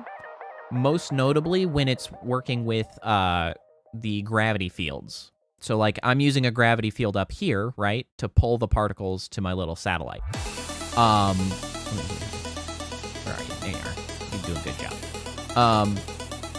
And so that was behaving very wonky because it was like a totally different set of values, and they were like super duper slow moving, and they were like farther away from it, and it was wonky. And so I had to do that. Kappa, I don't think your model has any gravity wells, so I think you should be okay in that regard. So the other thing that I can actually show, and it will also destroy my frame rate, but I can show it. So one of the things that VNyan does is it adds colliders to models, because most models don't have colliders built in. My model has colliders built in because I have particles bouncing off colliders all over the place. And so, here, let me move to the side. And so I had to actually turn off the colliders, and I didn't realize that's what was doing it. Because if I add in the head collider back, one, it will destroy my frame rate because so many things are interacting with it. And second, it pushes all of the particles away from my head.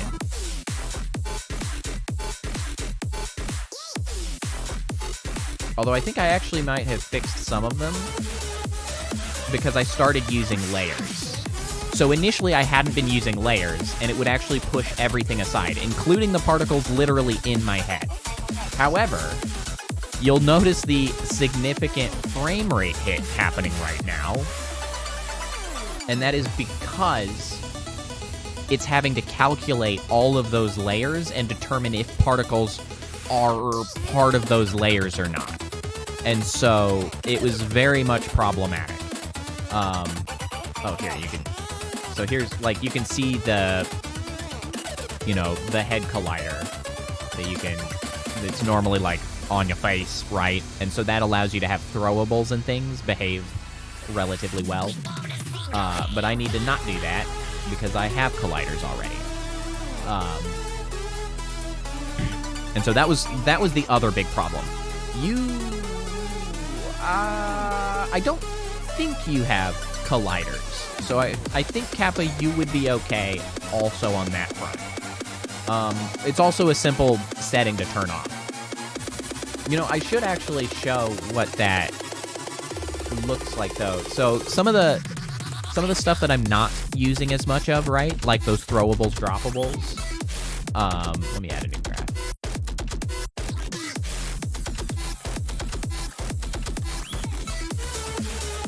So, like, we have our throw items, and we just need a little...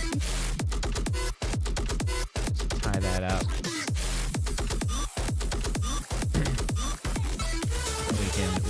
throw things. We got all kinds of stuff in here. We can throw a confetti bomb.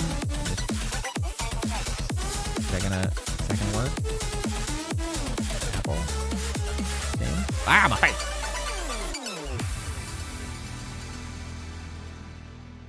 Your colors should work the same way.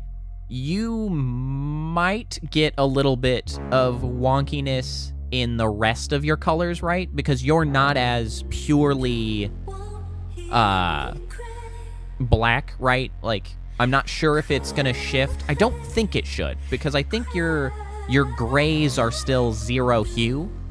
So I think they should stay consistent. But that's the only way I can perceive a problem coming in. I don't think it should hue shift those because there's no hue. But the gradient of color should be fine to go through the hue shift. But yeah, so like this is how you can throw stuff, and you can clear my face. You can clearly see my colliders all work, right? I don't really need any of that stuff. But you can do fun stuff that I'm not as set up, right? But I can send like, where are you? Send? Is this too much? Send. Send. Why aren't you doing the thing? Did. Oh, did I deselect it? That's why. But you can like do crazy stuff, like throw 200 damn apples. Out of my face, out of my... Rude.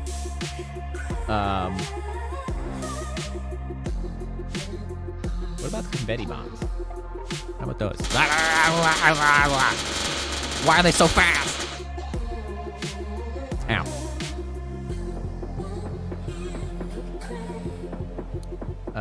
Some of the other stuff. So you can drop. Chat blob. You drop a chat blob.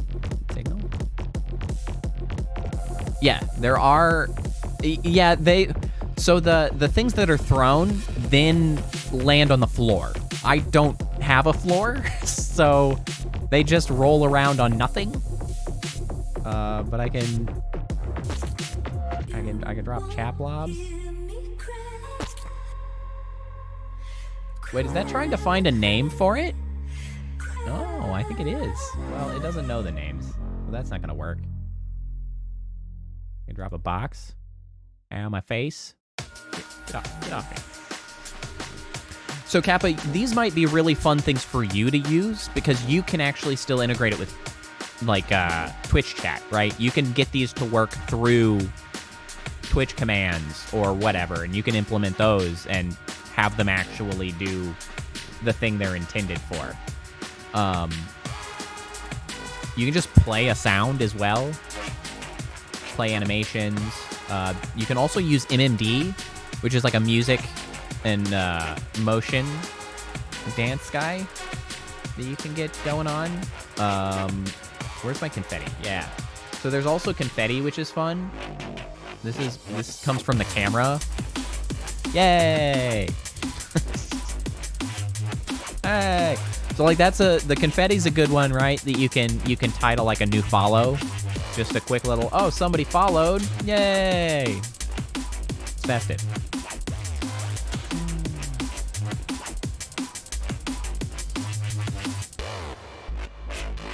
You can also do head pats, although the hand is a little wonky. Yes, they will look a little less weird for you. You can do a head pat. The hand's a little wonky. Freaking creeping me out. Get out of here. There's also a bonk. You can do a bonk. Bonk's fun. Ow, ow, ow, ow. Bonk. There's also yeet, which is pretty funny. We get. Oh, I need to tie that together. We just do a. You just toss your model around.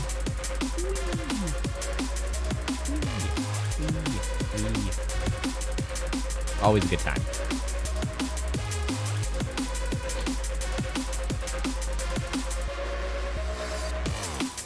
There's also a spawn an object, so you can create objects as like props, or you can find props that people have made. Because there's a pretty active VNyan community, actually, just out and about in the Discord, who like share assets and node graphs and tips and things.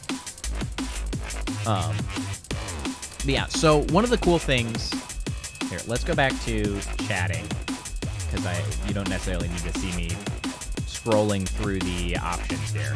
Where's that scenes?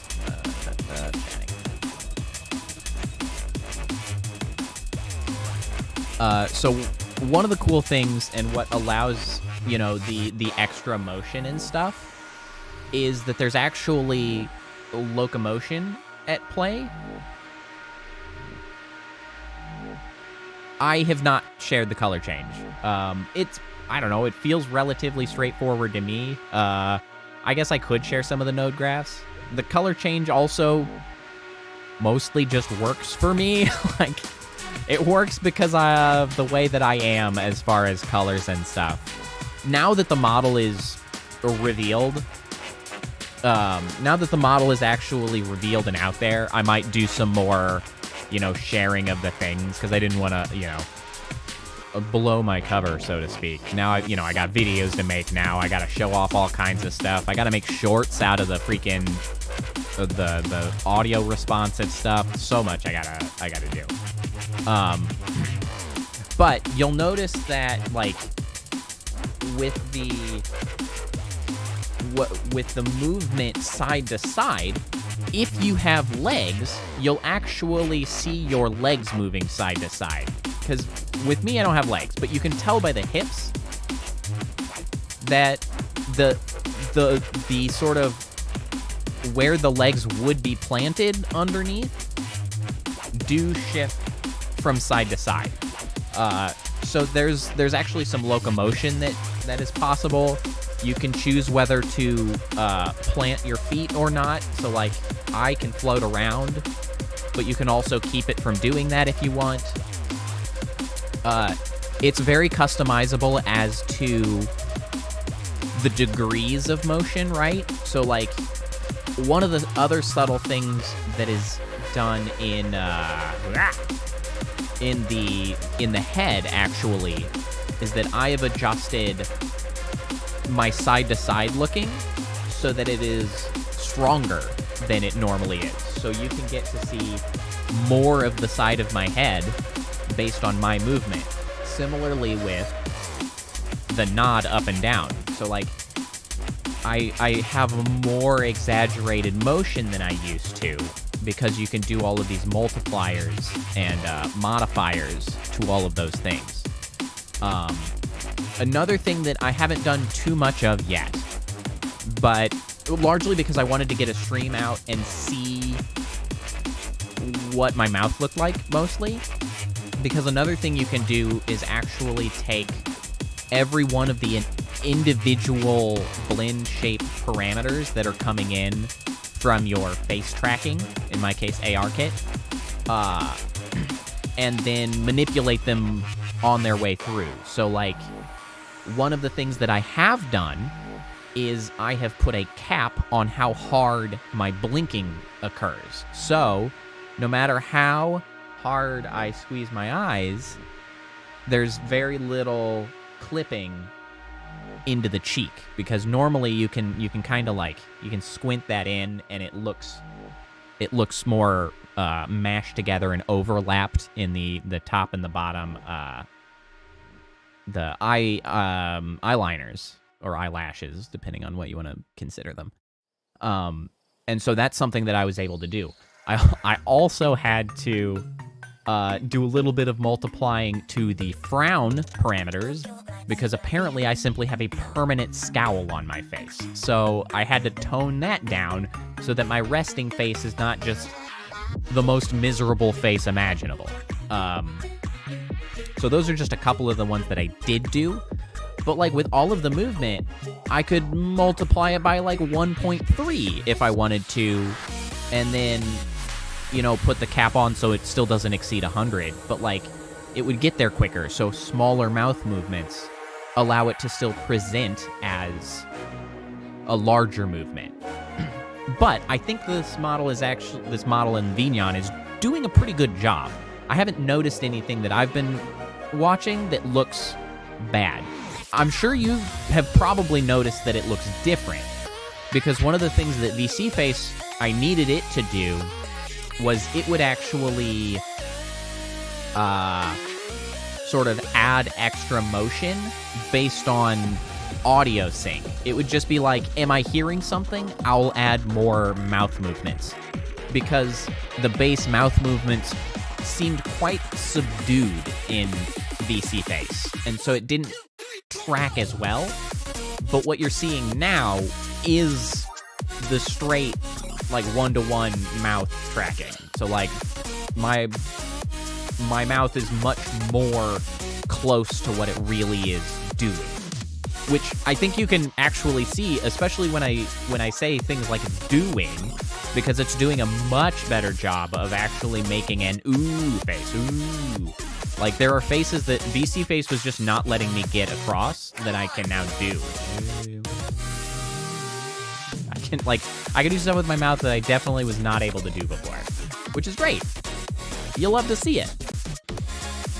However, it's also true that generally my mouth movements are quite subdued in general.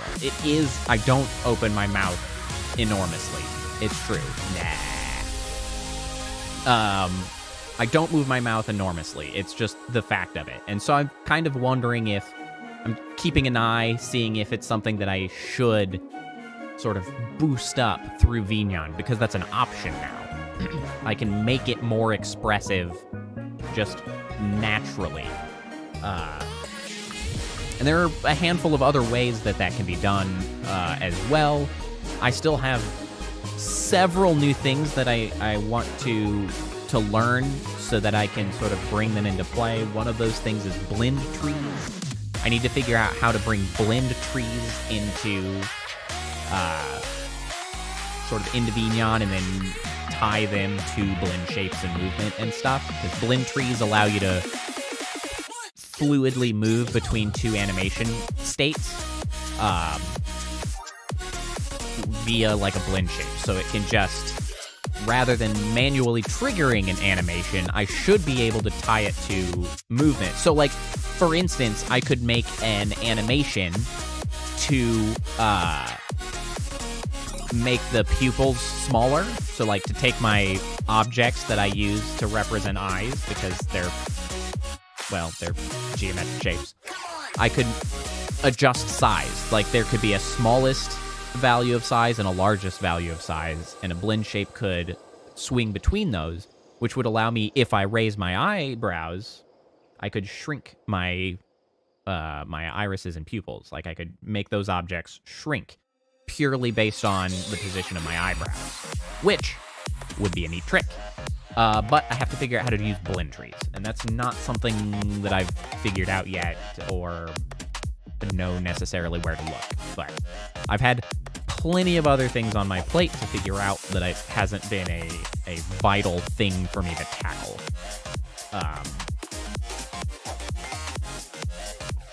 But yeah, first and foremost, of course, I'm going to just have to get some demo videos of the new model made up. Most notably, hey, left arm, you've abandoned me again. It do that sometimes. What?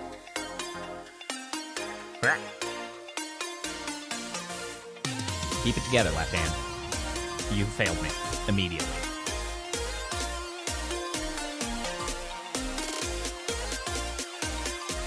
Keep it together.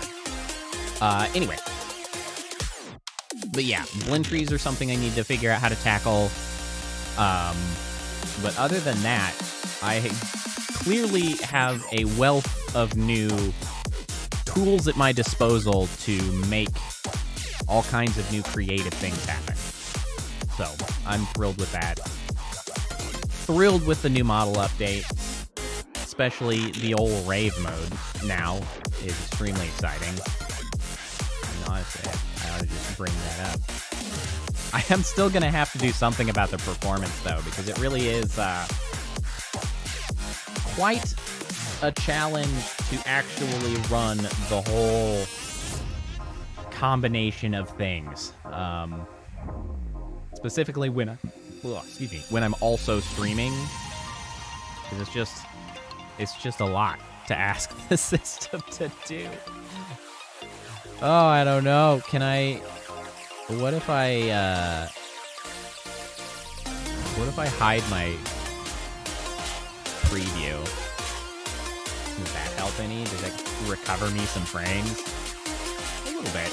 It does a little bit improvement. You know what? While we're here, let me pull up Stream Deck and add a new toggle so that I can activate and deactivate the color cycling. That seems a shame not to be able to quickly adjust color cycle.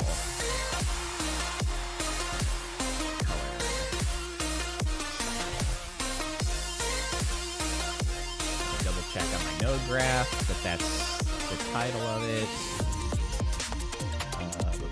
Where was that? That was under the toggle hotkeys. And that is the color cycle. Correct.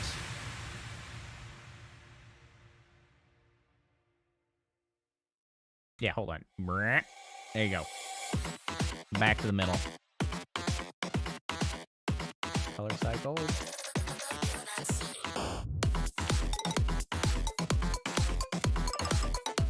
Let me get the volume up a little bit.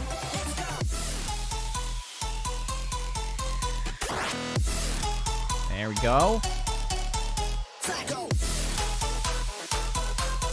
And then does the new hotkey work? Yes, it does.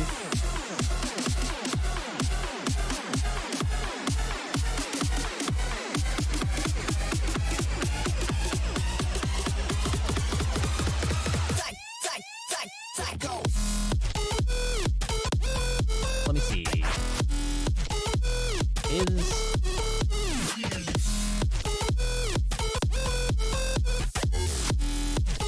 Hold on, we're gonna tank the frames because I'm pulling up the graph.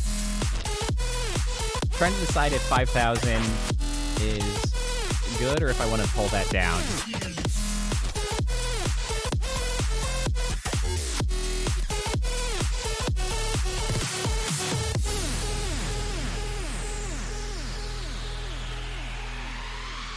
And of course, don't forget our little new boys.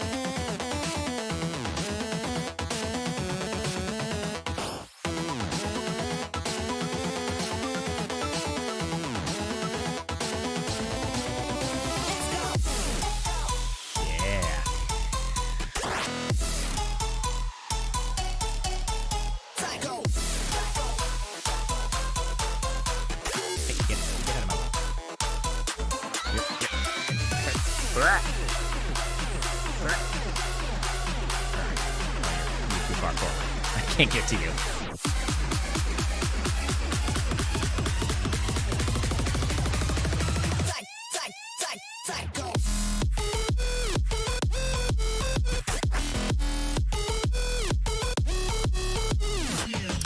So one of the only limitations or issues with that color swap is that it is possible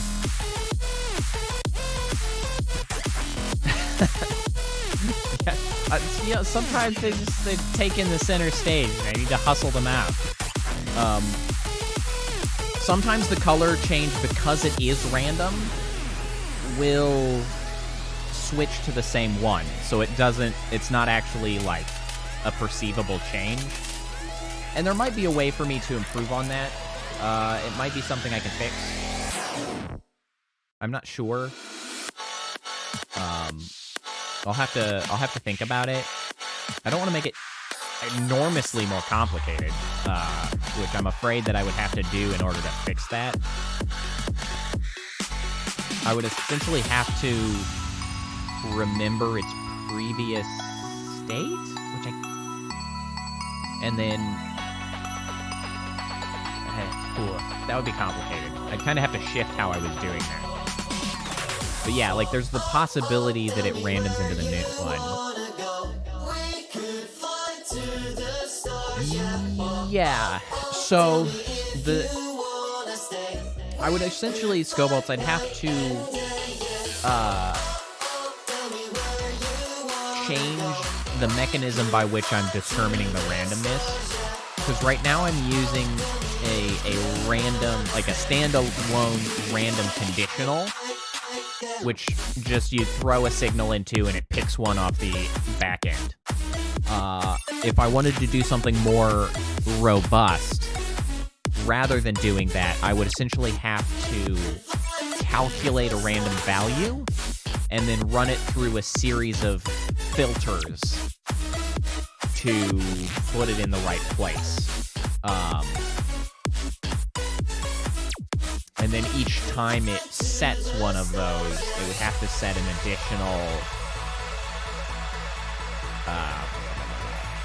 additional parameter to say, like, whether something has been accomplished or not, or previously used or not, and then eventually clear it out. It's doable, but it's certainly much more complicated. I think there might be, it's likely that it would at least be simpler to, at the very least, prevent it from putting it in the same position that it was before. And so I think that's something that I could likely do, so that, like, it at least remembers the last color that it was, and then it doesn't do that again. That's a much smaller ask than remembering the last, 10 things, which, actually, thinking about it, I probably could do, because actually, because the thing is, I had been wondering how I would utilize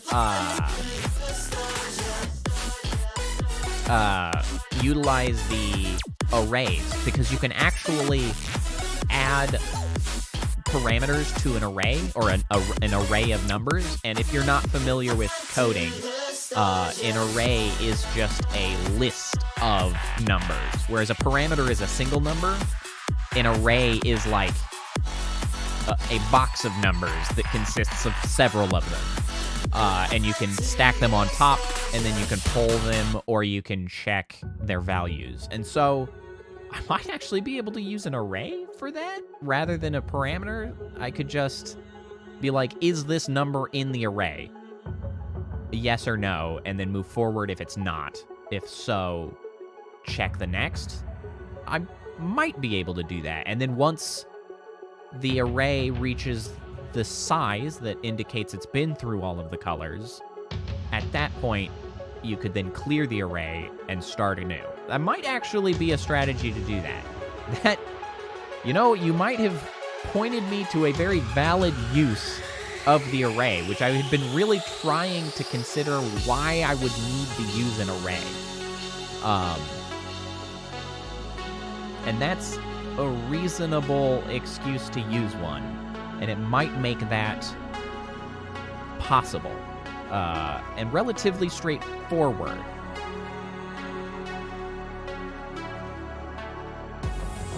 God, I'm so pleased with the way that color change worked. The only thing is that I need it to not change to the same one again. Like, I need it to be consistent in moving through the colors.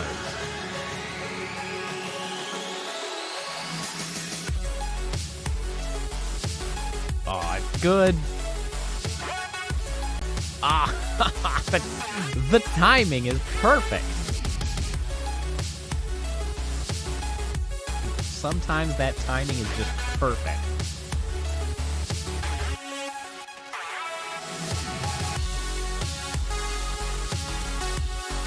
So another option, I honestly definitely could be.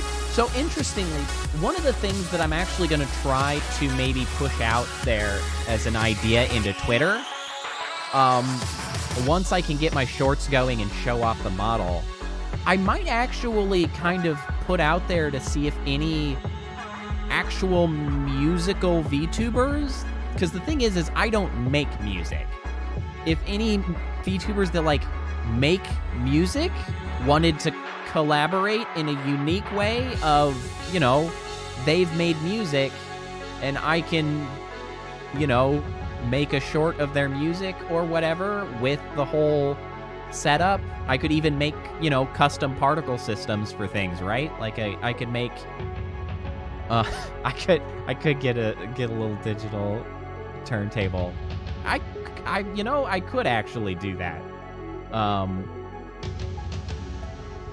But I was kind of thinking about that. Like, that's a unique sort of collaboration, right? I just need to track down some musical VTubers that do singing or make their own music. And I could maybe make a custom particle, maybe that's something a little softer or whatever. I can change the colors to be closer to on brand for them, right? Like, I got all of the tools now to help, you know, bring potential attention to music. Like, it's eye-catching, if nothing else. So that is something that I had considered on the subject of, you know, VTuber DJ.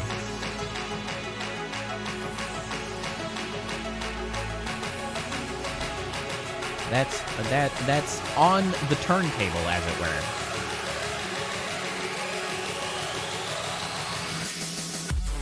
Nice.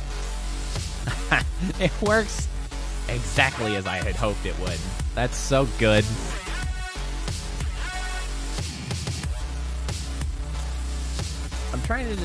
I'm still sort of evaluating how long I want that limiter to be.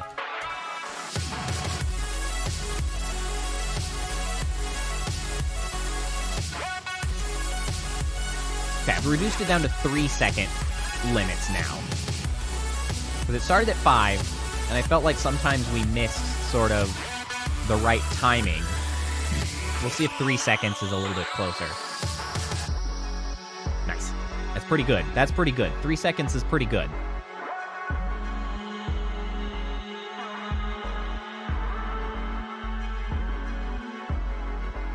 Well, and interestingly as well,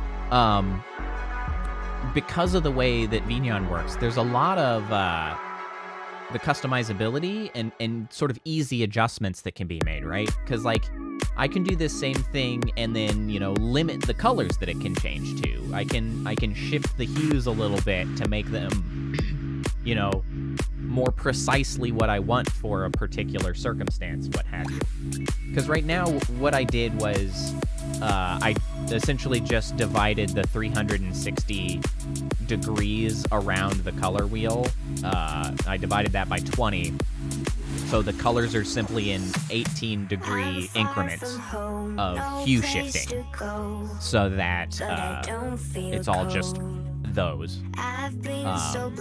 So they're not really, like, set to look like particular colors. These are just the 20 equal steps around the color wheels, which I think looks nice. Like, there's no reason that I need to shift them too much. But if I had something that I wanted to keep on, you know, in track, I could also, instead of making them random, I could cycle through them, and I could actually set them as a particular order. That's another option that I could go with instead of trying to go with the array, right, so that it doesn't repeat. Instead, I could just make, they just run from the top to the bottom, you know, and they just shift each time. That's another way that I could go about doing a similar effect. I'll be honest, at this point, I'm just kind of rambling and looking at the colors because, you know, I mean, that's just fun. And this is the whole point, right? This is how it works.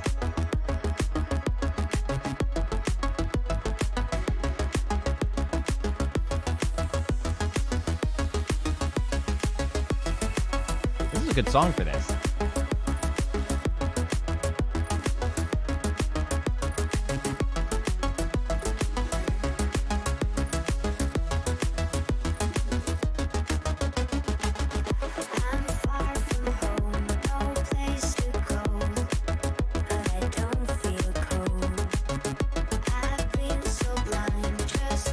The benefit of having a Monster Cat Gold subscription, so I can just play their music.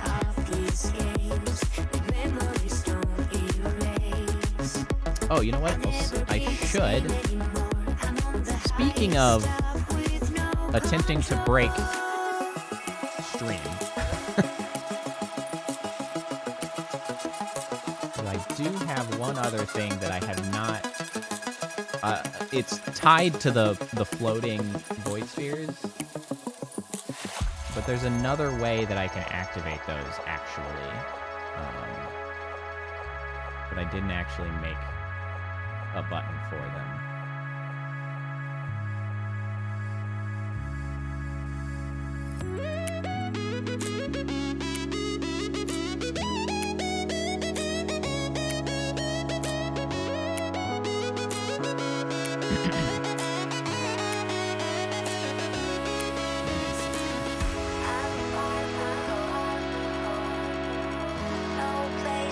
Don't mind me, just look at the colors.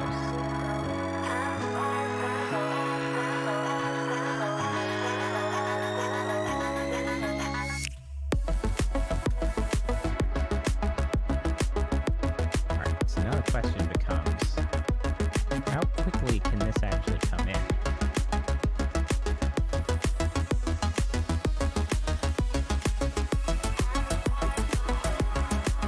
Pretty quick. I don't know why those are stuck to my hand, though. They shouldn't be.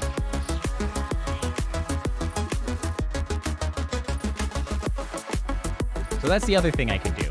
So normally, when I have it set up so that they activate when my fingers touch, those are limited to a single instance at a time while they're growing in size, so that I don't end up with like 5 awkwardly stuck to my hands. But I made an additional similar, well, identical particle system without that limit, so that I can just like, I can just make a bunch and just kind of leave them around. You know, if I want to try to crash the stream, we can just make infinity of them. Well, not infinity. We can only make like 1,000 of them, but, you know, 1,000's a lot of them. Which would make a tremendous number of... Excuse me. Welcome to your new sanctuary. But 1,000 of them make a lot of the smaller particles, is really what it comes down to. That's really the ultimate limiting factor. Hey, you're going the wrong way. Okay. You're going the wrong way. Get out of there. It used to be an alert. You are correct. This was the raid alert. And if I can figure out YouTube raids, maybe it will be the YouTube raid alert again. I don't know. But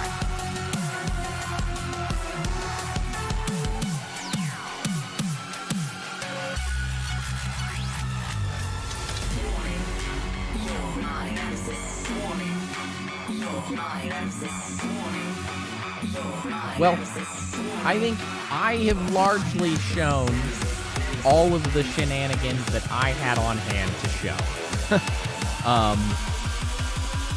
I don't know if you guys have any other questions or anything else you were curious about or wanted to see, but, you know, we've gone for like 2.5 hours. I don't have a game planned or anything, just because YouTube hates it when you combine categories together. So that's not... I'm just gonna do the model showing off, the model work, and then call it done. We've done 2.5 hours, which is, you know, pretty good. Hey, what the? Look at this guy. Look at freaking front row sit, sir. Thank you. Problem solved. Where the heck was I? That distracting bastard. He did have things to say. So yeah. I think this is just right for the model showing, barring any burning questions that you'd like to hear or see. But this has been a lot of fun. I'm surprised at the excellent, attendance that I've ended up with. I had lots of people coming through saying hi. I appreciate that greatly. I look forward to continuing to stream here on YouTube. I hope that I can manage to, draw some attention with this madness. this absolute shenanigans that I have going on. I'm gonna have to figure out how to make a demo video. I don't even know anymore. I just keep making the model more complicated. How am I supposed to freaking cut that down to a couple minutes anymore? Jesus. I have so much shit on here that I forget some of the things I intended to show off. But, that's not... I haven't even gotten to the freaking overclock again. Good grief. That's gonna make things even more complicated. Oh, well. Anyway, let's go ahead and put all of this away. Let's just stop the color cycle. We're gonna chill out. Everybody tone it down. Tone it down. Everybody pack it in. Pack it in. Calling it a day. Let me just fix the colors. Oh, hey, we're normal again. Thank you all so much for coming. This is so much fun. This has been my best re-debut to date. I guess I'll just call it the re-debut. I mean, I don't know. I don't really talk about normal debut stuff. I just show off the model. That's sort of my jam. But yeah, thanks everybody for coming. I will start getting upcoming streams set up tomorrow.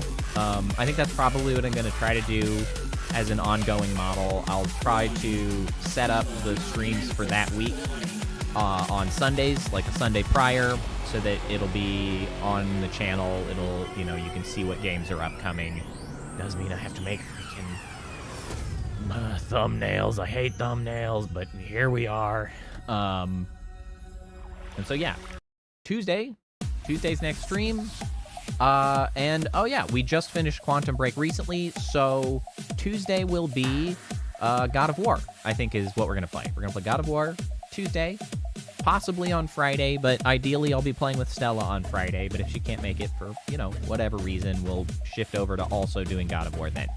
And then Saturday, well, probably God of War. At this point, we're playing God of War. That's the thing we're doing. Now, I have to get back used to having a schedule-ish of games because I've just been goofing off for the last few weeks on Twitch, just playing whatever little things that I didn't have to worry about. But anyway, I'm rambling.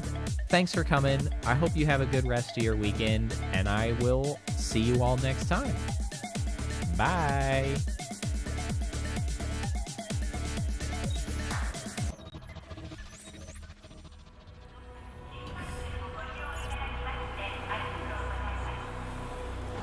Initiating goodnight sequence. Dispersing appropriate dosage of compound 347. Initiating phase 1 of memory calibration. This won't hurt a bit. Just close your eyes.